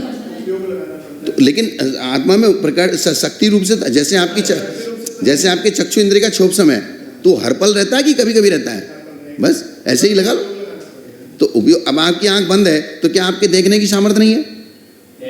बस तो ऐसे ही आपके अवधि ज्ञान का उपयोग अभी आपने नहीं लगाया, जब जरूरत होगी लगा लेंगे। लेकिन मोबाइल में रेंज तो है ना। है। ऐसा कहना चाहते हैं कि जैसे देव है, तो वो देव दूसरों की रिद्धि देख करके संक्लेशित हो रहे हैं, दुखी हो रहे हैं, ऐसे समय वो अवधि ज्ञान नहीं लगाता, ये कह सकते हैं। वो तो उपयोग जो है उसका दूसरा उपयोग। अब भले ही संक्लेश हो, मुझे संक्लेश होने के बाद भी मैं आंख से खोल के देख तो सकता हूँ ना। अवधि ज्ञान उससे मैं भी लगा सकता हूँ, संक्लेश में भी। ज्ञान दर्शन का जो परिणाम है वो संक्लेश में भी रहता है। हाँ, ज्ञान दर्शन एक ऐसी चीज है, संक्लेश तो कर्म के निमित्त से हुआ और निमित्त हटा तो हट गया, लेकिन ज्ञान दर्शन नहीं हटेगा। जैसे मनुष्य रही अवधि ज्ञानावरण के उपयोग लगाने की बात, अगर उसको असंक्लेश में भी आवश्यकता पड़ी तो अवधि ज्ञान लगा लेगा। आवश्यकता नहीं लगी तो खुद में संक्लेश कर रहा है तो नहीं भी लगाएगा। लेकिन ये नियम नहीं बना सकते कि संक्लेश में वो अधिकार नहीं लगाएगा। जैसे मति ज्ञानावरण करते हाँ, हैं, मति ज्ञानावरण करते कभी पूर्णता से आवरण नहीं होता, हाँ ठीक है। उसका शब्द उसका एक इंद्रिय में जो इंद्रिय का लास्ट शोभ समय वो बाकी रहता है। ऐसे शुद्ध ज्ञान का भी होता है। तो अब जैसे ये ढका है, लेकिन अवधि ज्ञानावरण में कुछ सर्वघाती स्पर्धक ऐसे है कि संपूर्ण रूप से ही उसका आवरण हो जाता है। मन प्रिय ज्ञान भी ऐसे ही होता है, तो उसमें आवरण संपूर्ण रूप से भी होता है और एक देश से भी होता है, और केवल ज्ञान में संपूर्ण रूप से ही होता है। इसलिए केवल ज्ञानावरण, केवल दर्शनावरण को सर्वघाती में लिया। तो देशघाती और सर्वघाती चार प्रकृतियों को एक देशघाती में लिया, और केवल ज्ञान केवल दर्शन को सर्वघाती में लिया। मतलब हमारा एक क्लियर नहीं होता। जैसे मति ज्ञान शुद्ध ज्ञान, मति ज्ञान शुद्ध ज्ञान, इसके रहते रहते भी कुछ विषय उदय भी है और अनुदय भी है। हाँ, जैसे कुछ विषय है अलमारी के अंदर का नहीं समझ, हाँ, बाहर का तो अलमारी दिख रही, लेकिन बाहर दिखना मति ज्ञान का विषय क्लियर हो गया, हाँ। अंदर वाला नहीं दिख रहा, ये आवरण। आवरण हो गया। ऐसे क्या उदय रहते समय अवधि ज्ञान के या मन प्रिय ज्ञान के ऐसा हो सकता है कि देखने की कोशिश करें, नहीं दिख रहा? तो वो दो चीज होती हैं। उसका जितनी उसकी रेंज है उतना तो उसको समझ में आएगा, और रेंज से बाहर चला गया तो समझ में नहीं आएगा। अवधि ज्ञान के 6 वेद बताएं। कितने वेद बताएं? हाँ, तो अगर मेरे कमरे में ही अवधि ज्ञान आएगा तो कमरे में ही आएगा, बाहर नहीं आएगा। तो इसका शब्द ये क्या है? तो क्षोभसम के प्रकार हैं ये। आवरण के प्रकार और क्षोभसम के प्रकार दोनों ही मानने पड़ेंगे। तो संक्लिष्टता के कारण वो हाँ, तो जिसका जैसा संकलेश होगा उसके जैसी विशुद्धि होगी, उस रेंज के हिसाब से उसको अवधि ज्ञान का फैलाव या संकोच विस्तार उसको वैसा मिलेगा। ये बंद के समय हाँ, बंद के समय, जिस समय अवधि ज्ञानावरण का बंद हुआ और तो जिस प्रकार का अवधि ज्ञानावरण का बंद या उसका जो सिस्टम है, जो जैसा उसका क्षोभसम बनेगा वैसा ही बनेगा। अब या फिर अवधि ज्ञानावरण तो आपके है ही, अवधि ज्ञान आत्मा में है, लेकिन उसको प्रकट करने के लिए विशुद्धि चाहिए। प्रकट करने के लिए क्या चाहिए? और विशुद्धि भी वही वाली चाहिए जो उसके योग्य है। क्या? क्योंकि ऐसे बहुत सारे जीव हैं कि वो मोक्ष चले गए, लेकिन अवधि ज्ञान और मन परे ज्ञान के बिना सिर्फ मति ज्ञान शुद्धि ज्ञान से मोक्ष चले गए। तो इसका मतलब उस विशुद्धि से केवल ज्ञान तो हो गया, लेकिन अवधि ज्ञान नहीं हुआ। इसका मतलब अवधि ज्ञान और मन परे ज्ञान को उत्पन्न करने वाली कोई विशुद्धि अलग ही प्रकार की है। तो भगवान 64 रिद्धियों में क्या? हाँ, तो ठीक है ना। तो गणधर को होना 64 रिद्धि जरूरी है। सामान्य केवलीय जो मति ज्ञान शुद्धि ज्ञान से केवल ज्ञान को उनके जरूरी थोड़ी है। अर्थात गणधर चारों ज्ञान के धारी हैं, तीर्थंकर चारों ज्ञान के धारी हैं, लेकिन हम मोक्ष जाएं तो जरूरी नहीं कि हम चारों ज्ञान के धारी बन के मोक्ष आए। वो हो जाएगा तो सब कुछ है। समझ में आई ना?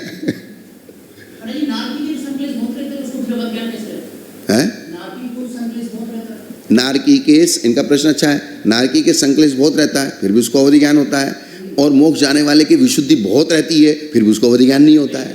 बात समझ में आ गई ना? तो अगर वो प्रश्न वहां आपका नारकी के साथ है, तो वही प्रश्न हमारा यहाँ विशुद्धि के साथ भी है।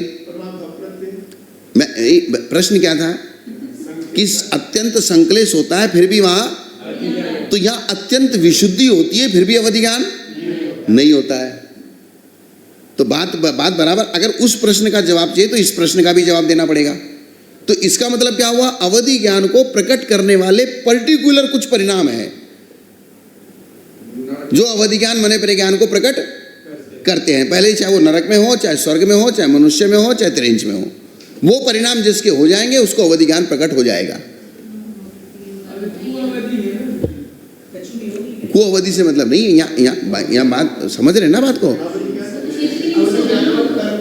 अर्थात हाईएस्ट विशुद्धि के बाद भी अवधि ज्ञान नहीं हुआ, तो हाईएस्ट संकलेश में भी अवधि ज्ञान है। तो इसका मतलब अवधि ज्ञान के लिए पर्टिकुलर कुछ अलग चीज है। वो है जो है सो है, लिखा ना? अवधि ज्ञान और मन परे ज्ञान का घात करने वाले जो संकलेश परिणाम है, उस संकलेश परिणाम को उत्पन्न करने वाली जो बाह्य वस्तु है, वो अवधि मन परे ज्ञानावरण का नो कर्म है। केवल ज्ञानावरण का कोई नो कर्म नहीं है।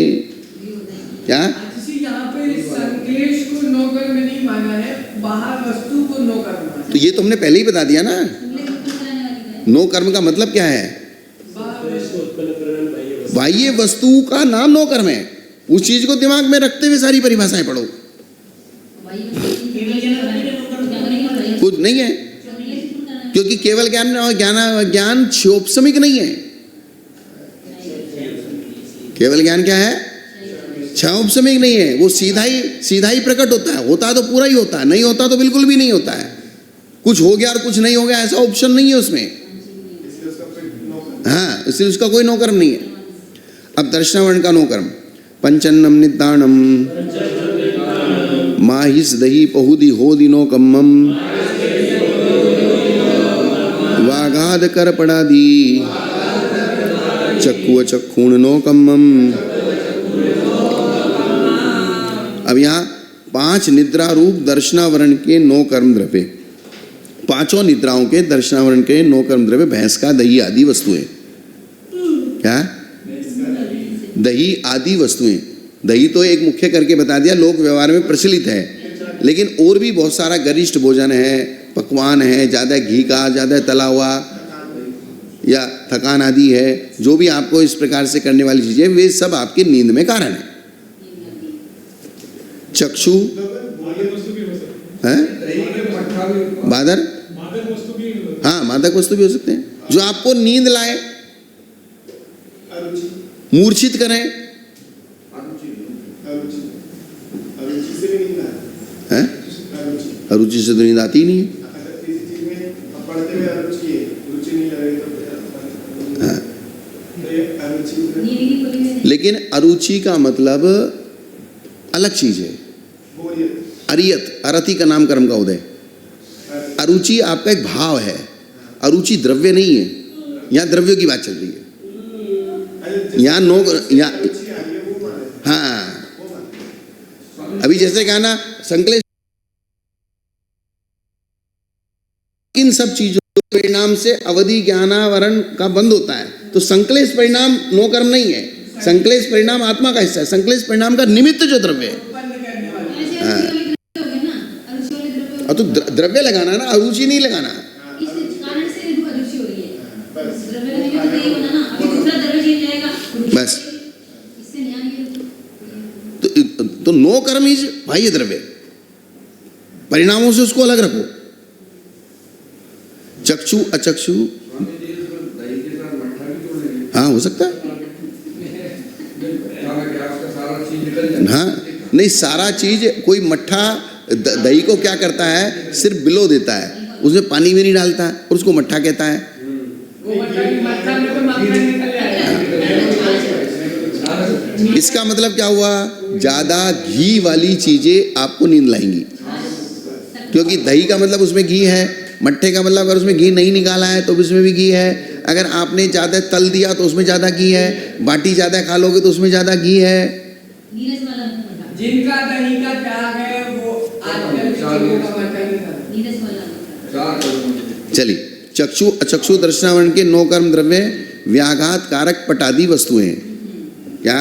मतलब चक्षु अचक्षु, ये तो दर्शन, चक्षु दर्शनावरण अचक्षु दर्शनावरण आदि के जो नो कर्म द्रव्य हैं वो रोकने वाले व्याघात कारक पट आदि वस्तुएं हैं। जैसे दर्शनावरण का अपन ने क्या किया था, जैसे ज्ञानावरण का पट कहा था, दर्शनावरण का द्वारपाल कहा था।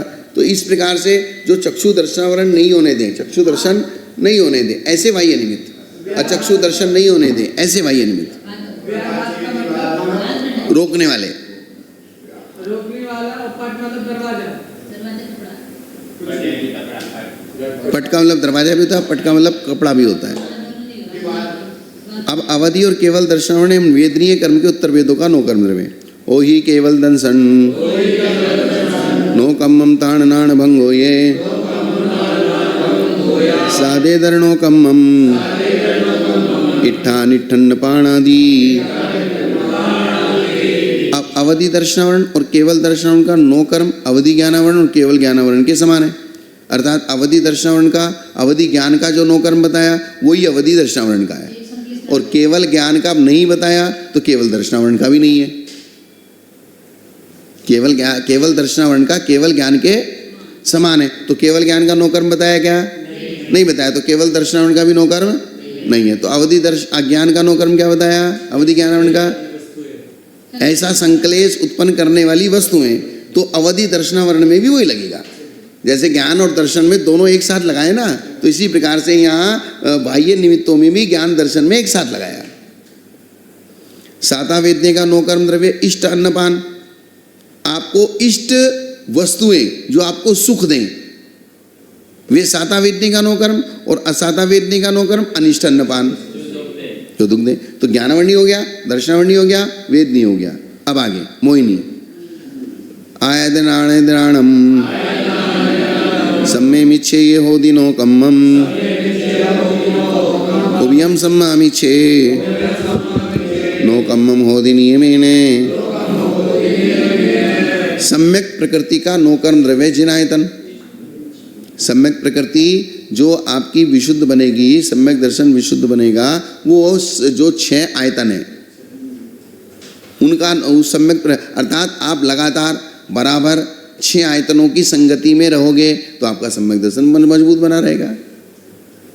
और 6 आयतनों की संगति को छोड़ के आप बार बार अन्य मतियों के बीच में जाओगे, अन्य मतियों के गुरुओं के प्रवचन सुनोगे, अन्य मतियों के बार बार शास्त्र पढ़ोगे, तो धीरे धीरे आपका शास्त्र का, आपके देव का, आपके गुरु का प्रभाव आपके ऊपर से कम होने लगेगा, उनका प्रभाव बढ़ने लगेगा, तो आप मिथ्यात्व की तरफ चले जाओगे। कुछ लोग प्रेमानंद जी बोलते तो आध्यात्मिक अच्छे ही बोलते ना, नहीं चाहिए। लेकिन नहीं चाहिए। वो अच्छा लगने वाला वो धीरे धीरे वो अच्छा लग रहा है वही आपको मिथ्यात्व में ले जाएगा। अन्य मत का अच्छा लग रहा है। अन्य मत का अच्छा लग रहा है, वो अच्छा लगना ही आपको उस तरफ ढकेल देगा।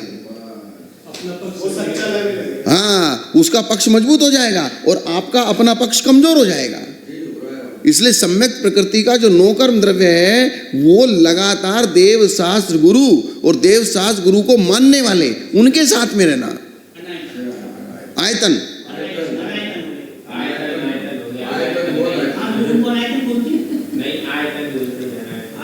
भाई, आपकी बुद्धि है कितनी सी और आपका दिमाग है कितना सा, छोटा सा है। उस दिमाग में चाहे ये घुसा लो चाहे वो घुसा लो, इतनी कैपेसिटी आपकी नहीं है कि जो अन्य मतियों को भी आप अपने दिमाग में रखो और अपने मत को भी अपने दिमाग में रखो और उसका सबका कैलकुलेशन करके आप अपने आप को शुद्ध सम्यक दृष्टि बना के रखो।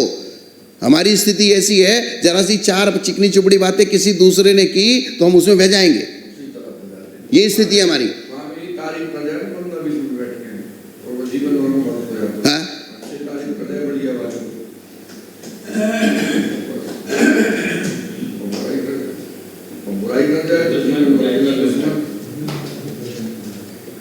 अभी पढ़ता ना वो अष्टाध्यायी अष्टसती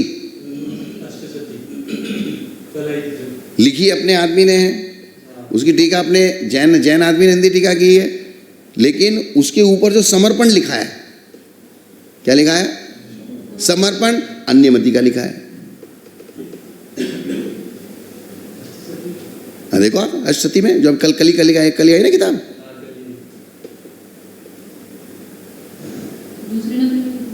यही तो रखिए, भी अभी तो कवर चढ़ा रहे होंगे ना। नहीं, भारतीय ज्ञानपीठ से आई है। तो वो भी ये समझ लेंगे, जैसा आप समझ जाए कि अनुमति का अपन भी उनकी अपेक्षा होती तो वो भी अपना नहीं सुनेंगे। तो ना सुनने दो ना, हमारे क्या फर्क पड़ रहा है? हमें फर्क क्या पड़ रहा है? जिसको सम्यक मार्ग चाहिए वो सुनेगा, जिसको सम्यक मार्ग चाहिए वो सुनेगा। वे हमारी ना सुने इससे हमारे क्या फर्क पड़ रहा है? लेकिन हम उनकी सुन के उनके जैसे हो गए तो हमारा तो नुकसान हो गया ना। गड़बड़ यही होती है, हम दूसरे को सुनाने के चक्कर में उसका जैसा विषय लेते हैं और फिर वो धीरे धीरे उसके विषय में ही रम जाते हैं, अपना विषय छूट जाता है। तो अच्छा लग रहा है वो हमारी सुन रहे हैं। जैसे नहीं, जैसे कृष्ण सर हमारे जी शिष्य थे ना, जैसे अच्छा लगता है ये रजनीश को बहुत सुनते थे। हाँ, और उसी की शैली आ गई उनके हाथ में। बस ऐसा होता है।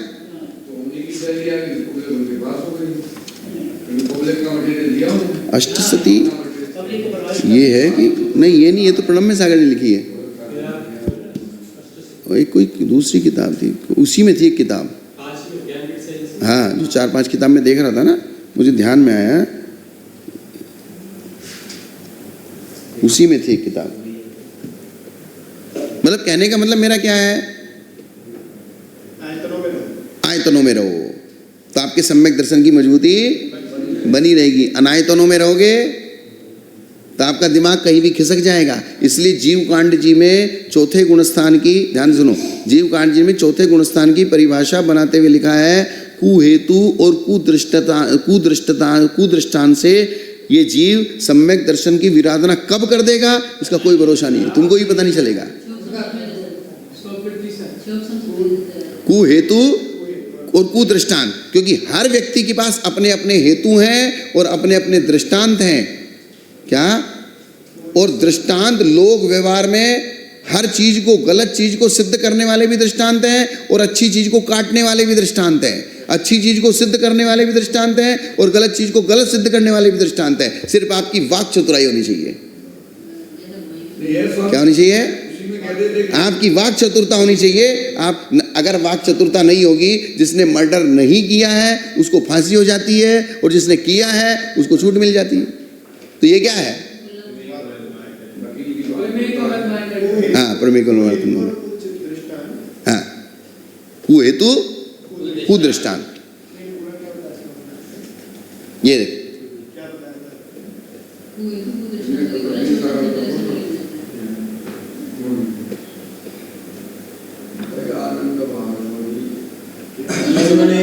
उनसे पढ़े होंगे, अध्ययन किया होगा, बस।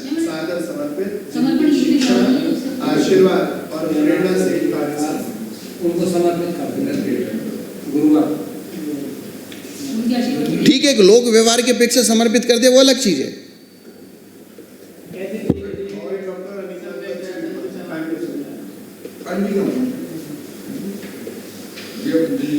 बात आई ना मेरी समझ में? मूल बात स्वामी जी, मूल बात समझ में आएगी नहीं आई?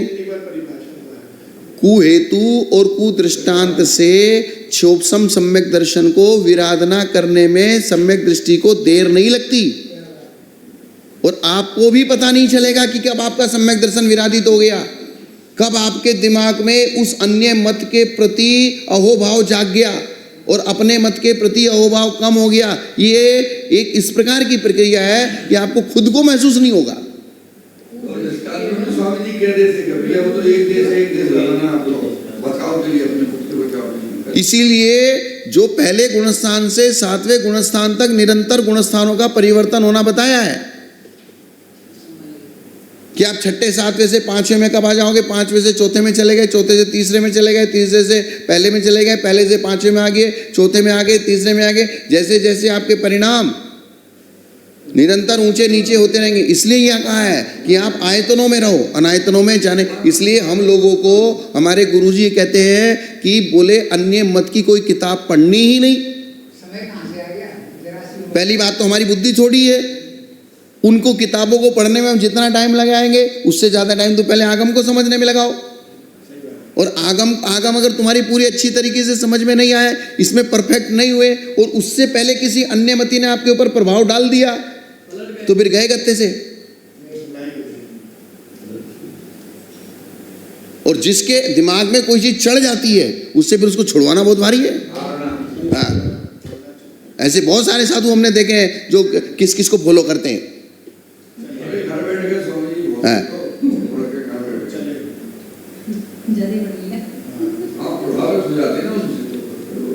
लोग कहते हैं बोले कर्म कांड को पढ़ के क्या करेंगे, जीव कांड को पढ़ के क्या करेंगे। अरे ये लिखी ना चीजें, यहाँ ये सिद्धांत है। ये लिखा ना, सम्यक प्रकृति का नो कर्म द्रव्य जिन आयतन है। अर्थात आपको अपने और सम्यक दर्शन को साथ लेके जाना, यही आपकी समाधि है। तो ये सम्यक दर्शन का संस्कार आपके साथ जाए, ये आपके लिए समाधि का कारण बनेगा। और अगर आप ज़्यादा बार बार अन्य मतियों के बीच में, असंयमियों के बीच में, और जो आगम की श्रद्धा नहीं रखते, ऐसे लोगों से बार बार बातें करोगे, वे अपनी बातें आपके ऊपर चढ़ा देंगे। हाँ, कोई ना कोई बात उनके पास भी तर्क होता है। हमने आगम में पढ़ लिया, भाई आगम में लिखा है पंचामृत अभिषेक होता है, श्रेभिषेक होता है, आगम की व्यवस्था से देवी देवता की जो व्यवस्था है वो बनी है, तो ये हमने आगम में पढ़ लिया। अब इन सब चीजों के लिए आगम में लिखे होने के पश्चात भी जो लोगों को नहीं मानना है, उन लोगों के पास 50 तर्क हैं इनको नहीं मानने के। इनको नहीं मानने कितने तर्क हैं? 50 दृष्टांत और 50 तर्क हैं। तो अगर आप बार बार उन लोगों के बीच में बैठोगे, क्योंकि आपने आगम में पढ़ लिया, बार बार उन लोगों की बात सुनोगे तो आपका दिमाग भी खराब हो जाएगा, आउट हो जाएगा। फिर क्या होगा, आगम की अश्रद्धा आपको होने लगेगी। पता नहीं आगम में लिखा है कि नहीं लिखा है, ये सही कह रहे हैं कि ये सही कह रहे हैं, तो आप संशय के झूले में झूल जाओगे। इसलिए हम उसको कहते हैं कुहेतु। और तो जो आगम में लिखा है उसको काटने के लिए अगर आपने हेतु दिया है और अगर आपने दृष्टांत दिया है तो वो कुहेतु और कुदृष्टांत है। वो क्या है? हाँ, क्योंकि शब्दों की कैसी है, जो मोटिवेशनल लोग होते हैं ना, ऐसी ऐसी बातें कहते हैं, लगता है अरे यार बात तो बिल्कुल बढ़िया, एकदम से मन गदगद हो जाता है। तो वो जो मन में आह्लाद हुआ ना आपके अंदर एकदम से, तो अपने को डाउन करके ही दूसरे को आह्लाद करोगे आप। क्या करोगे? हाँ, जब आप अपने को डाउन करोगे।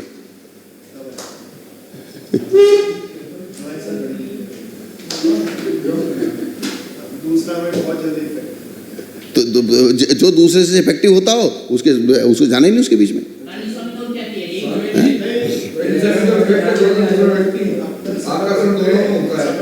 तो ये कर्मकांड पढ़ने का ये एक बेनिफिट है हमको। ये सैद्धांतिक रूप से नेमी चंद्राचार्य ने कहा है, और ये डायरेक्ट भगवान की वाणी से संबंध रखता है। किससे संबंध रखता है? भगवान की वाणी से संबंध रखने वाला शास्त्र है। सम्यक प्रकृति के 9 कर्म द्रव्य जिनायतन है, और मिथ्यात्व प्रकृति के 9 कर्म द्रव्य 6 अनायतन है। अर्थात आपके मिथ्यात्व को पुष्ट करना है तो 6 अनायतनों में घूमो। बार बार उनके पास बैठो, उनकी बातें सुनो, उनको वो सुनो, उनके किताबें पढ़ो, उनके साहित्य पढ़ो, उनके प्रवचन सुनो, तो धीरे धीरे आपका सम्यक दर्शन गायब हो जाएगा, मिथ्यात्व पुष्ट हो जाएगा। भाई देव शास्त्र गुरु और देव शास्त्र गुरु को मानने वाले, तो देव शास्त्र गुरु तो चुप बैठे हैं, देव और शास्त्र चुप बैठे रहते हैं, तो गुरु या उनके अनुयायी वही तो उनकी प्रभावना करते हैं। आयतर अनायतन दोनों मिश्रित रूप से सम्यक मिथ्यात्व प्रकृति के नौ कर्म द्रव्य, ये नियम से इनके नौ कर्म है। अब आगे जिन प्रतिमा, जिन मंदिर, जिन आगम, शास्त्रज्ञ, सुतप, सुतपस्वी, ये 6 आयतन है। कुदेव, कुदेव मंदिर, कुशास, कुशास्त्रज्ञ, कुतप और कुतपस्वी, ये 6 अनायतन है। हाँ, कोई बात नहीं, वो अलग अलग विवक्षाएं हैं। जिन प्रतिमा, जिन मंदिर, जिन आगम, शास्त्रज्ञ, सुतप, सुतपस्वी, ये 6 आयतनों में भी मतलब जो भी आपके सिस्टम है उनको आप किसी भी प्रकार से गिनती कर लो। क्या? हाँ, और उसमें उपलक्षण से और भी जितने साधन है उन सबको लगा लो। क्या? 6 मूल है, और अगर आपने अन्य कोई संज्ञाएं नाम कही है वे 6 में गर्भित हो जाएंगे, ये कहने का मतलब है। अणनो कम्मम इच्छत्ता यदनादि दुहु होदि शेषाणम सग सग जो गम सत्थम साय पौदी हवे नियमा। शांति सागर महाराज के हाथ में किसी ने कोई दूसरी किताब ला के दे दी थी, तो उन्होंने उसको रख के बोले ये कौन सी किताब है, तो हाथ धो लिए कमंडल से। तो उन्होंने ऐसा किस कारण से किया? उसका अनादर करने के लिए नहीं, अपमान करने की। वो बात आज भी हमको हमारे यह परंपरा से चली आ रही है कि इसका मतलब अन्य मतियों को बहुत सोच समझ के जाना। उसमें पहली बात तो आपको जाना नहीं है, जिनको जाना है वो वादी मुनिराज की संख्या समोसरण में अलग होती है। क्या होती है? वादी मुनिराजों की संख्या अलग होती है, और अन्य मतियों के बीच में जाने वाले मुनिराज अलग होते हैं। जैसे एक मुनि महाराज ने कहा कि मैं वेश्या क्या चतुर्मास करूंगा, महाराज ने कहा ठीक है कोई बात नहीं करो। दूसरे फिर खड़े बोले मैं भी इनके साथ चतुर्मास, बोले तू चुप बैठ, बोले तुझे नहीं जाना है। तो अन्य मतियों से वाद विवाद करने की योग्यता सब में नहीं होती। अन्य मतियों को पढ़ना भी और फिर भी उसका असर अपने ऊपर नहीं लेना, तो वो क्षमता अलग वाले लोग हैं। तो हमारे में से तो मुझे नहीं लगता कि कोई है।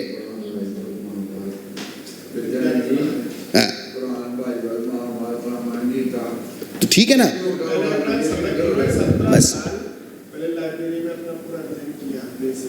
फिर तब जाकर। तो अभी तो अपना ही अपने को पूरा बेसिक नहीं है, हम तो अपना पूरा बेसिक किए बिना उनका पढ़ रहे हैं। समस्या ये है सबसे बड़ी। आपने ना तो कर्मकांड पढ़ा है, ना जीवकांड पढ़ा है, ना लब्धिसार पढ़ा है, ना छपनासार पढ़ा है, ना धवलाजी पढ़ा है, ना जय धवलाजी पढ़ा है, ना महाबंध पढ़ा है, ना त्रिलोक पंडिती पढ़ा है, ना त्रिलोकसार पढ़ा है, न श्लोक वार्तिक पढ़ा है, ना नाज वार्तिक पढ़ा है, और अन्य मत की किताब लेके बैठे सबसे पहले। तो फिर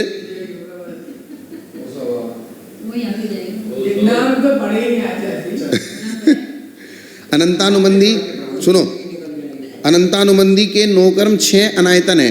अनंतानुबंधी के 9 कर्म कितने हैं? जैसे मिथ्यात्व के 6 अनायतन है तो अनंतानुबंधी के भी 6 अनायतन है। जबकि वो मिथ्यात्व और अनंतानुबंधी अलग अलग हैं, लेकिन दोनों का काम एक है। मिथ्या दृष्टि भी मिथ्या दृष्टि है, और सासाधन सम्यक दृष्टि भी मिथ्या दृष्टि है। अर्थात सासाधन सम्यक दृष्टि के जो विपरीत अभिनिवेश होता है वो अनंतानुबंधी के निमित्त से होता है, और मिथ्यात्व में जो विपरीत अभिनिवेश होता है वो मिथ्यात्व और अनंतानुबंधी दोनों के निमित्त से होता है। सासाधन के अनंतानुबंधी का उदय होता है। हाँ, सासाधन के किसका? क्योंकि पहला और दूसरा गुणस्थान दोनों मिथ्यात्व के गुणस्थान है, मिथ्या दृष्टि के, अर्थात विपरीत अभिनिवेश के।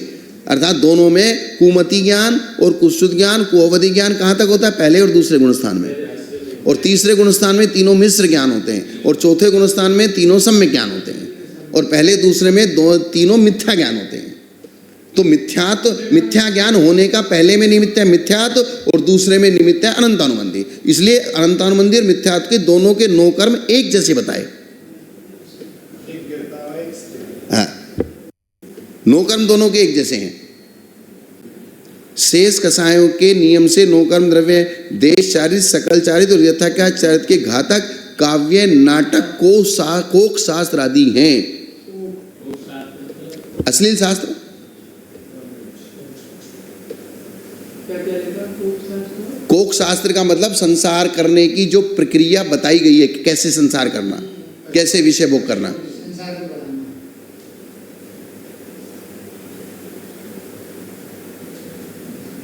क्योंकि देश चारित्र सकल चारित्र यथाख्या चारित्र होता है, और चारित्र को घात करना चारित्र मोहिनीय कर्म का काम है। और चारित्र को घात करने के लिए बाह्य निमित्त क्या है? जैसे काव्य पाठ करते हैं, श्रृंगार रस की कविताएं चल रही हैं, काव्य है, नाटक है। नाटक बने पिक्चर। भाई पहले जो नाटक चलते थे, पहले प्रैक्टिकल नाटक चलते थे, फिर धीरे धीरे टीवी में आने लगे। अब जो नाटक सिस्टम है, तो उस नाटक को देखते देखते आपका मन कब कहाँ विचलित हो जाएगा, इसका क्या भरोसा है? हाँ, वो मोबाइल है। काव्य, नाटक और कोक शास्त्र आदि, अथवा पापी लोगों की संगति, अर्थात जो बार बार उसी प्रकार की चर्चा करते हैं। क्या करते हैं? उसी प्रकार की विषय भोगों की, लड़कियों की, खाने पीने की, या इस प्रकार की चर्चाएं करते हैं, तो वो भी आपका चारित्र मोहिनी कर्म का बंद होता रहेगा। ऐसा। और पढ़ूं? हाँ, थोड़ी सी गाथा है, ये प्रकरण पूरा हो जाएगा। थी पुंसंड शरीरम ताणम नोकम दव्वकम ममतु बेलंब को सुपुत्तो असरिदीनम च नोकम्मम। स्त्री वेद का नोकर्म स्त्री का शरीर, अर्थात स्त्री वेद के जो आपके भाव होंगे, तो स्त्री का शरीर भी उस प्रकार के भावों को करने में सहयोगी बन जाएगा। पुरुष वेद का नोकर्म पुरुष का शरीर, नपुंसक वेद का नोकर्म नपुंसक का शरीर। लेकिन ऐसे ये तो अपोजिट चलते हैं। उदय के लिए अपोजिट। अपोजिट का मतलब जैसे स्त्री वेद का शरीर है, तो स्त्री वेद का शरीर होगा जब भी तो उसको पुरुष की इच्छा होगी। पुरुष को पुरुष की इच्छा थोड़ी होती है। स्त्री वेद का शरीर, स्त्री वेद होगा अंतरंग में, और बाह्य में उसके स्त्री वेद का स्त्री जैसा शरीर होगा, तभी तो उसके पुरुष की इच्छा होगी। वो अलग, उसका मैटर नहीं चल रहा है। यहाँ मैटर यही चल रहा है कि आपके स्त्री वेद का उदय है, और स्त्री वेद के उदय के साथ स्त्री का शरीर है। द्रव्य हास्य कर्म का नौकर्म विदूषक आदि। विदूषक यानी कि हंसी मजाक करने वाला जोकर। रति कर्म का नौकर्म गुणवान पुत्र। रति कर्म का नौकर्म क्या है? गुणवान पुत्र से बहुत ज्यादा रति प्रेम हो जाती है। और क्योंकि गुणी पुत्र पर अधिक प्रीति होती है। इट्ठान इट्ठ विजोग जोगम अरदिस मुद सुपुत्तादि सोगस्य सिंगादि निंदित दव्वम च भय जुगले। अरति का नौकर्म इष्ट वियोग अनिष्ट संयोग। शोक का नौकर्म सुपुत्र का मरण। भय का नौकर्म शेर आदि भयंकर वस्तुएं। जैसे भयंकर वस्तु है कि अभी अभी आपको शरीर कांपने लगेगा, भय कर्म की उदीर्णा हो जाएगी। और जुगुप्सा का नौकर्म निंदित वस्तु, बास आ रही है, गंदगी पड़ी है, ग्लानि कारक वस्तुएं। निर्यायुष्य निष्ठा हारो से साण मिठ मन्नादि गदिनोकम मम दव्वम चौगदीनम हवे खेतम। नरकायु का नौकर में अनिष्ट आहार, अर्थात नरकायु में जो नार की लोग वहाँ की जो मिट्टी खाते हैं ना, बहुत लंबे समय तक थोड़ी थोड़ी वो विषैली मिट्टी खाते हैं, वो वही नरकायु का नौकर में। क्योंकि आहार को आयु कर्म का नो कर्म का है, तो नरकायु में कौन सा आहार है? नरक में नरक की मिट्टी, वही उसको, वो अलग चीज है। यहाँ नरकायु का रहना, जैसे मनुष्य आयु कब रहेगी? जब आपको भोजन मिलेगा तो मनुष्य आयु बचेगी, नहीं तो मनुष्य आयु चली जाएगी। तो देवायु में भी तो देवायु का भोजन है, तिरंचायु में तिरंचायु का भोजन है, और नरकायु में नरकायु का भोजन वो जो वहाँ की मिट्टी खाते हैं वो भोजन है। हाँ, शेष तीन आयु कर्म का नौ कर्म इंद्रियों को प्रिय लगने वाले अन्नपान आदि हैं। बाकी की तीन आयु इंद्रियों को प्रिय लगने वाले अन्नपान आदि। और सामान्य से चारों गतियों का नौ कर्म चार गति रूप क्षेत्र है। अर्थात गति का नोकर्म, जैसे हम मनुष्य गति में बैठे तो मनुष्य गति का जो क्षेत्र है 2.5 दीप, ये मनुष्य गति का नोकर्म है। देव गति का नोकर्म जहाँ वो पैदा हुआ है, नरक गति का नोकर्म जहाँ वो पैदा, वो क्षेत्र उसके लिए उस गति का नोकर्म है। अब नाम कर्म के उत्तर कितनी कथा रहेगी? हाँ, निर्यादीन गदीनम निर्यादी खेत्यम अवे नियमा जाइए नोकम्मम दविंद्य पुगलम होदी। नरकादि 4 गतियों का नोकरम नियम से नरकादि गतियों का अपना अपना क्षेत्र है। हो गया। यद्यपि गतियों का उदय नानक आदि पर्याय में निमित्त है, तथापि ये पर्याय अन्यत्र नहीं होती, इसलिए उनका नोकरम उनका ही क्षेत्र जानना। इसलिए गाथा में नियम शब्द दिया है। तथा जाति कर्म का नोकरम द्रव्येंद्रिय रूप पुद्गल की रचना। जाति का नोकरम क्या है? द्रव्येंद्रिय। तो एक इंद्रिय जाति, तो एक इंद्रिय की जो द्रव्येंद्रिय है, 2 इंद्रिय, 2 इंद्रियों की जो द्रव्येंद्रिय है, 3 इंद्रिय, 3 इंद्रिय की जो द्रव्येंद्रिय है, क्योंकि इंद्रियों के 2 भेद है, द्रव्येंद्रिय और भावेंद्रिय। तो द्रव्येंद्रियों को जाति का नोकर्म का रचना, ऐसा। इंद्रियमादीनम सग सग द्रव्येंद्रियाणि नोकम्मम देहस्य नोकम्मम देहुदय जय देह खंदाणी। एक इंद्रिय जाति 5 जाति के, एक इंद्रिय आदि 5 जाति के नोकर्म द्रव्य अपनी अपनी द्रव्येंद्रियां हैं, तथा शरीर नाम कर्म के नोकर्म शरीर नाम कर्म के उदय से उत्पन्न हुए अपने अपने शरीर की जो स्कंद रूप पुद्गल वर्गणाएं हैं वे जानना। अपने अपने शरीर के योग्य जो शरीर को बनाती हैं वे स्कंद वर्गणाएं, पुद्गल वर्गणाएं, जिन पुद्गल वर्गणाओं से शरीर का निर्माण होता है। तो अब नाम कर्म की प्रकृति तो अंदर बैठी है और बाह्य में वो पुद्गल प्रकृतियां हैं, पुद्गल स्कंद हैं, तो वे आपके शरीर को बनाएंगी। तो वे प्रकृतियां उन पुद्गलों के निमित्त से उन प्रकृतियों को कर्म को शरीर को बनाएगा। और आलिये वे गोव्ये आरयते च कम्मणो कम्मम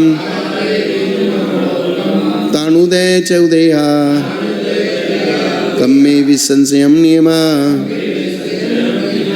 औदारिक वैक्रिक आहारक तेजस शरीर नाम कर्म के नोकर्म अपने अपने उदय से प्राप्त हुई शरीर वर्गणाएं हैं। कारमान शरीर का नोकर्म विश्र सोपचय है। कारमान शरीर का नोकर्म क्या है? क्योंकि विश्र सोपचय ही कर्म रूप से परिणमन करते हैं। उम्मीदवार तैयार बैठे, विश्र है, विश्रसा उपचय, इसका अर्थ क्या है?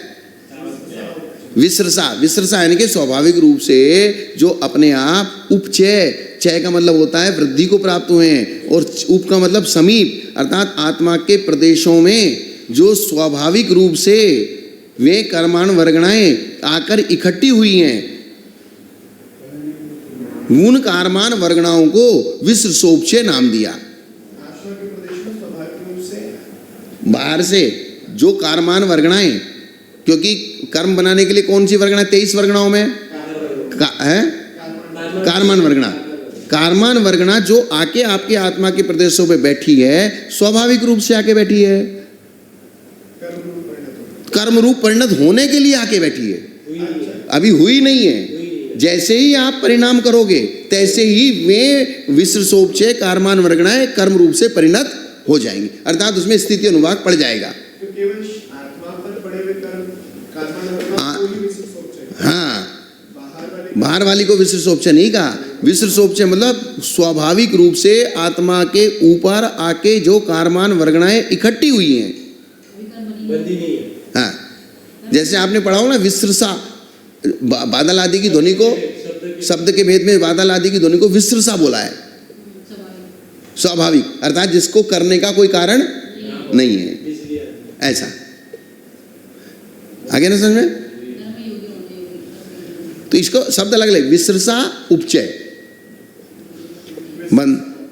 बंधन पहुदी समन्ये शेषाणम देहमेव नोकम्मम नवरी विशेषम जाने सविखेतम आणुपुवीनम। अब शरीर बंधन नाम कर्म से लेकर जितनी भी पुद्गल विपाकी प्रकृतियां हैं, पुद्गल विपाकी 50 प्रकृतियां हैं, 50 गिनाई थी ना पुद्गल विपाकी। शरीर नाम कर्म से लेके, बंधन नाम कर्म से लेके जितनी भी पुद्गल विपाकीय प्रकृतियां बताई हैं उनका और शेष जीव विपाकी प्रकृतियों का नो कर्म द्रव्य कर्म शरीर ही है। क्या है? कर्म शरीर, अर्थात वे कर्म के निमित्त से ही बनते हैं, वही उनका नो कर्म है, वे प्रकृतियां ही उनका नो कर्म है। हाँ हाँ, 20 वर्ण तक, क्योंकि उनके द्वारा किया गया पुद्गल रूप भाव और जीव भाव तथा सुखादि रूप कार्य का उपादान कारण शरीर संबंधी वर्गणा ही है। अब क्षेत्र विभागी रूप जो 4 अनुपूर्वी हैं उनका नो कर्म अपना अपना विग्रह गति रूप क्षेत्र है, क्योंकि पर्टिकुलर उसी क्षेत्र में वे उदय में आती हैं, इसलिए वही क्षेत्र हो गया। थिर जुम स्थिरा थिर रस रुहिरादीनि सुजुगस्य सुहम असुहम देहावयम सर परिणद पोगलानि सरे। अब शरीर में जो स्थिर नाम कर्म की प्रकृति है तो अपने अपने स्थान पर स्थित रहने वाला रस रुधिरादि वही उसका नो कर्म है, और अस्थिर नाम कर्म का नो कर्म अपने अपने स्थान से चलायमान परिणमन रूप रस रुधिरादि वो अस्थिर नाम का नो कर्म है। शुभ प्रकृति का नो कर्म शरीर के सुंदर नाभि के ऊपर के अवयव ये शुभ नाम कर्म का नो कर्म है, और अशुभ नाम कर्म का नो कर्म शरीर के अशुभ अर्थात नाभि के नीचे के जो अवयव हैं वो अशुभ नाम कर्म का नो कर्म है, अर्थात उस बॉडी के पार्ट के निमित्त से ही शुभ कर्म फलता है, बॉडी के पार्ट के नीचे के हिस्सों से ही अशुभ कर्म फलता है। जैसे सामुद्रिक शास्त्र में कुछ लक्षण ऊपर के अच्छे भी होते हैं, कुछ नीचे के अच्छे होते हैं, हाँ। ऊपर के बहुत नहीं होते, तो वो शुभ माने। एक सामान्य कथन नहीं है, ये क्या है, नाभि के ऊपर के अवयव सामान्य रूप से सब क्या कहलाते हैं, क्योंकि उच्च अंग कहलाते हैं, और नाभि के नीचे के अशुभ कहलाते हैं। अब सामुद्रिक शब्द में शुभ में भी तो वेरिएशन बनेंगे ना, शुभ जो एक एक कर्म की प्रकृति असंख्यात लोक प्रमाण है, एक एक कर्म की प्रकृति क्या है, तो उसके जो वेरिएशन बनेंगे फिर उसमें जाएंगे वो। ऐसा स्वर नाम कर्म का नोकर्म सुस्वर दुस्वर रूप से परिणत भाषा वर्गणा रूप उद्गल स्कंद है। जो उद्गल स्कंद भाषा वर्गणा रूप परिणमन करते हैं वे सुस्वर दुस्वर को उदय करने में सहयोगी है। उच्च सुच्चम देहम नीचम नीचस्य होदिनो कम्मम दानादि चौकाणम विग गण गणग पुरुष पहुदियो। उच्च गोत्र का नौकरम परंपरागत साधु आचरण कुल में उत्पन्न हुआ शरीर है। उच्च कुल में उत्पन्न हुआ शरीर उच्च गोत्र का नौकर्म है, नीच कुल में उत्पन्न हुआ शरीर नीच गोत्र का नौकर्म है। दानादि 4 अंतरायों का नौकर्म दानादि में विघ्न करने वाले पर्वत नदी पुरुष स्त्री जो भी आपके दान में विघ्न कर रहे हैं, चाहे पहाड़ बीच में आ गया, चाहे नदी बीच में आ गई, चाहे कोई पुरुष आ गया, चाहे कोई प्रकृति आ गई, तो आपको मिलने में बाधा हो गई, तो वो ही पुद्गल द्रव्य उस अंतराय कर्म का नो कर्म है। वीर्यस्य नोकम्मम रुखारादि बलहरम दव्वम यदि उत्तर पैणीनम नोकम्मम दव्वकम्मम। तो अब वीर्यांतराय कर्म का नो कर्म, वीर्यांतराय कर्म का नो कर्म रुक्षार, रूखा आहार खाओगे तो आपके बल का नाश हो जाएगा धीरे धीरे। और बल नाशक पदार्थ, बल को नाश करने वाले पदार्थ, इस प्रकार उत्तर प्रकृतियों के नो कर्म द्रव्य का कथन यहाँ तक कर दिया। तो नो कर्म तद व्यतिरिक्त, और एक क्या बचा था, नो आगम भाव कर्म। नो आगम भाव कर्म की सामान्य परिभाषा बता दी थी, और नो कर्म तद व्यतिरिक्त की भी सामान्य परिभाषा बता दी थी। तो ये विशेष बताया, अब ये लास्ट में विशेष बता रहे हैं। नो आगम भाव कर्म किसे कहते हैं? मतलब आप जीव की जाए। हाँ हाँ हाँ हाँ, वो उसमें चार्ट में देख लो ना आप, कर्म फल भोगने वाला जीव। नो आगम भावो पुण सग सग कम फल संजुदो जीवो पोकल विवाह्याणम नत्थि खु नो आगमो भावो। जिस कर्म का जो फल है उसको भोगते हुए जीव को उस कर्म का नो आगम भाव कर्म कहते हैं। जिस कर्म का जो फल है, उस कर्म को भोगने वाले जीव को उस नाम कर्म का नो आगम भाव कर्म कहते हैं। पुद्गल विपाकी प्रकृतियों का नो आगम भाव कर्म नहीं होता, क्योंकि पुद्गल विपाकियों का फल पुद्गल भोगता है, जीव नहीं भोगता। पुद्गल विपाकी प्रकृतियों का फल कौन भोगता है? पुद्गल भोगता है। अर्थात शरीर कलर हुआ किस पे हुआ? आत्मा पे हुआ, पुद्गल पे हुआ। नो कर्म नहीं कहा, नो आगम भाव कर्म नहीं कहा। पुद्गल विपाकी प्रकृतियों का उदय होने पर शेष साता वेतनी आदि प्रकृतियों के सहयोग के बिना सुख आदि की उत्पत्ति नहीं हो सकती। इसी कारण पुद्गल विपाकी प्रकृतियों के नो आगम भाव कर्म नहीं गए। इस प्रकार सामान्य कर्म के भेदों मूल प्रकृति और उत्तर प्रकृतियों में नाम स्थापना द्रव्य भाव चार निक्षेप को कहकर उनके यथार्थ स्वरूप का वर्णन कर दिया गया है। इस प्रकार श्री नेमिचंद सिद्धांत चक्रवर्ती विरचित कोमटसार कर्मकांड की सिद्धांत ज्ञान दीपिका नामा हिंदी टीका में प्रकृति समुत्कीर्तन नाम का अधिकार पूरा हुआ। 86 गाथा हो गई है, टोटल है 900।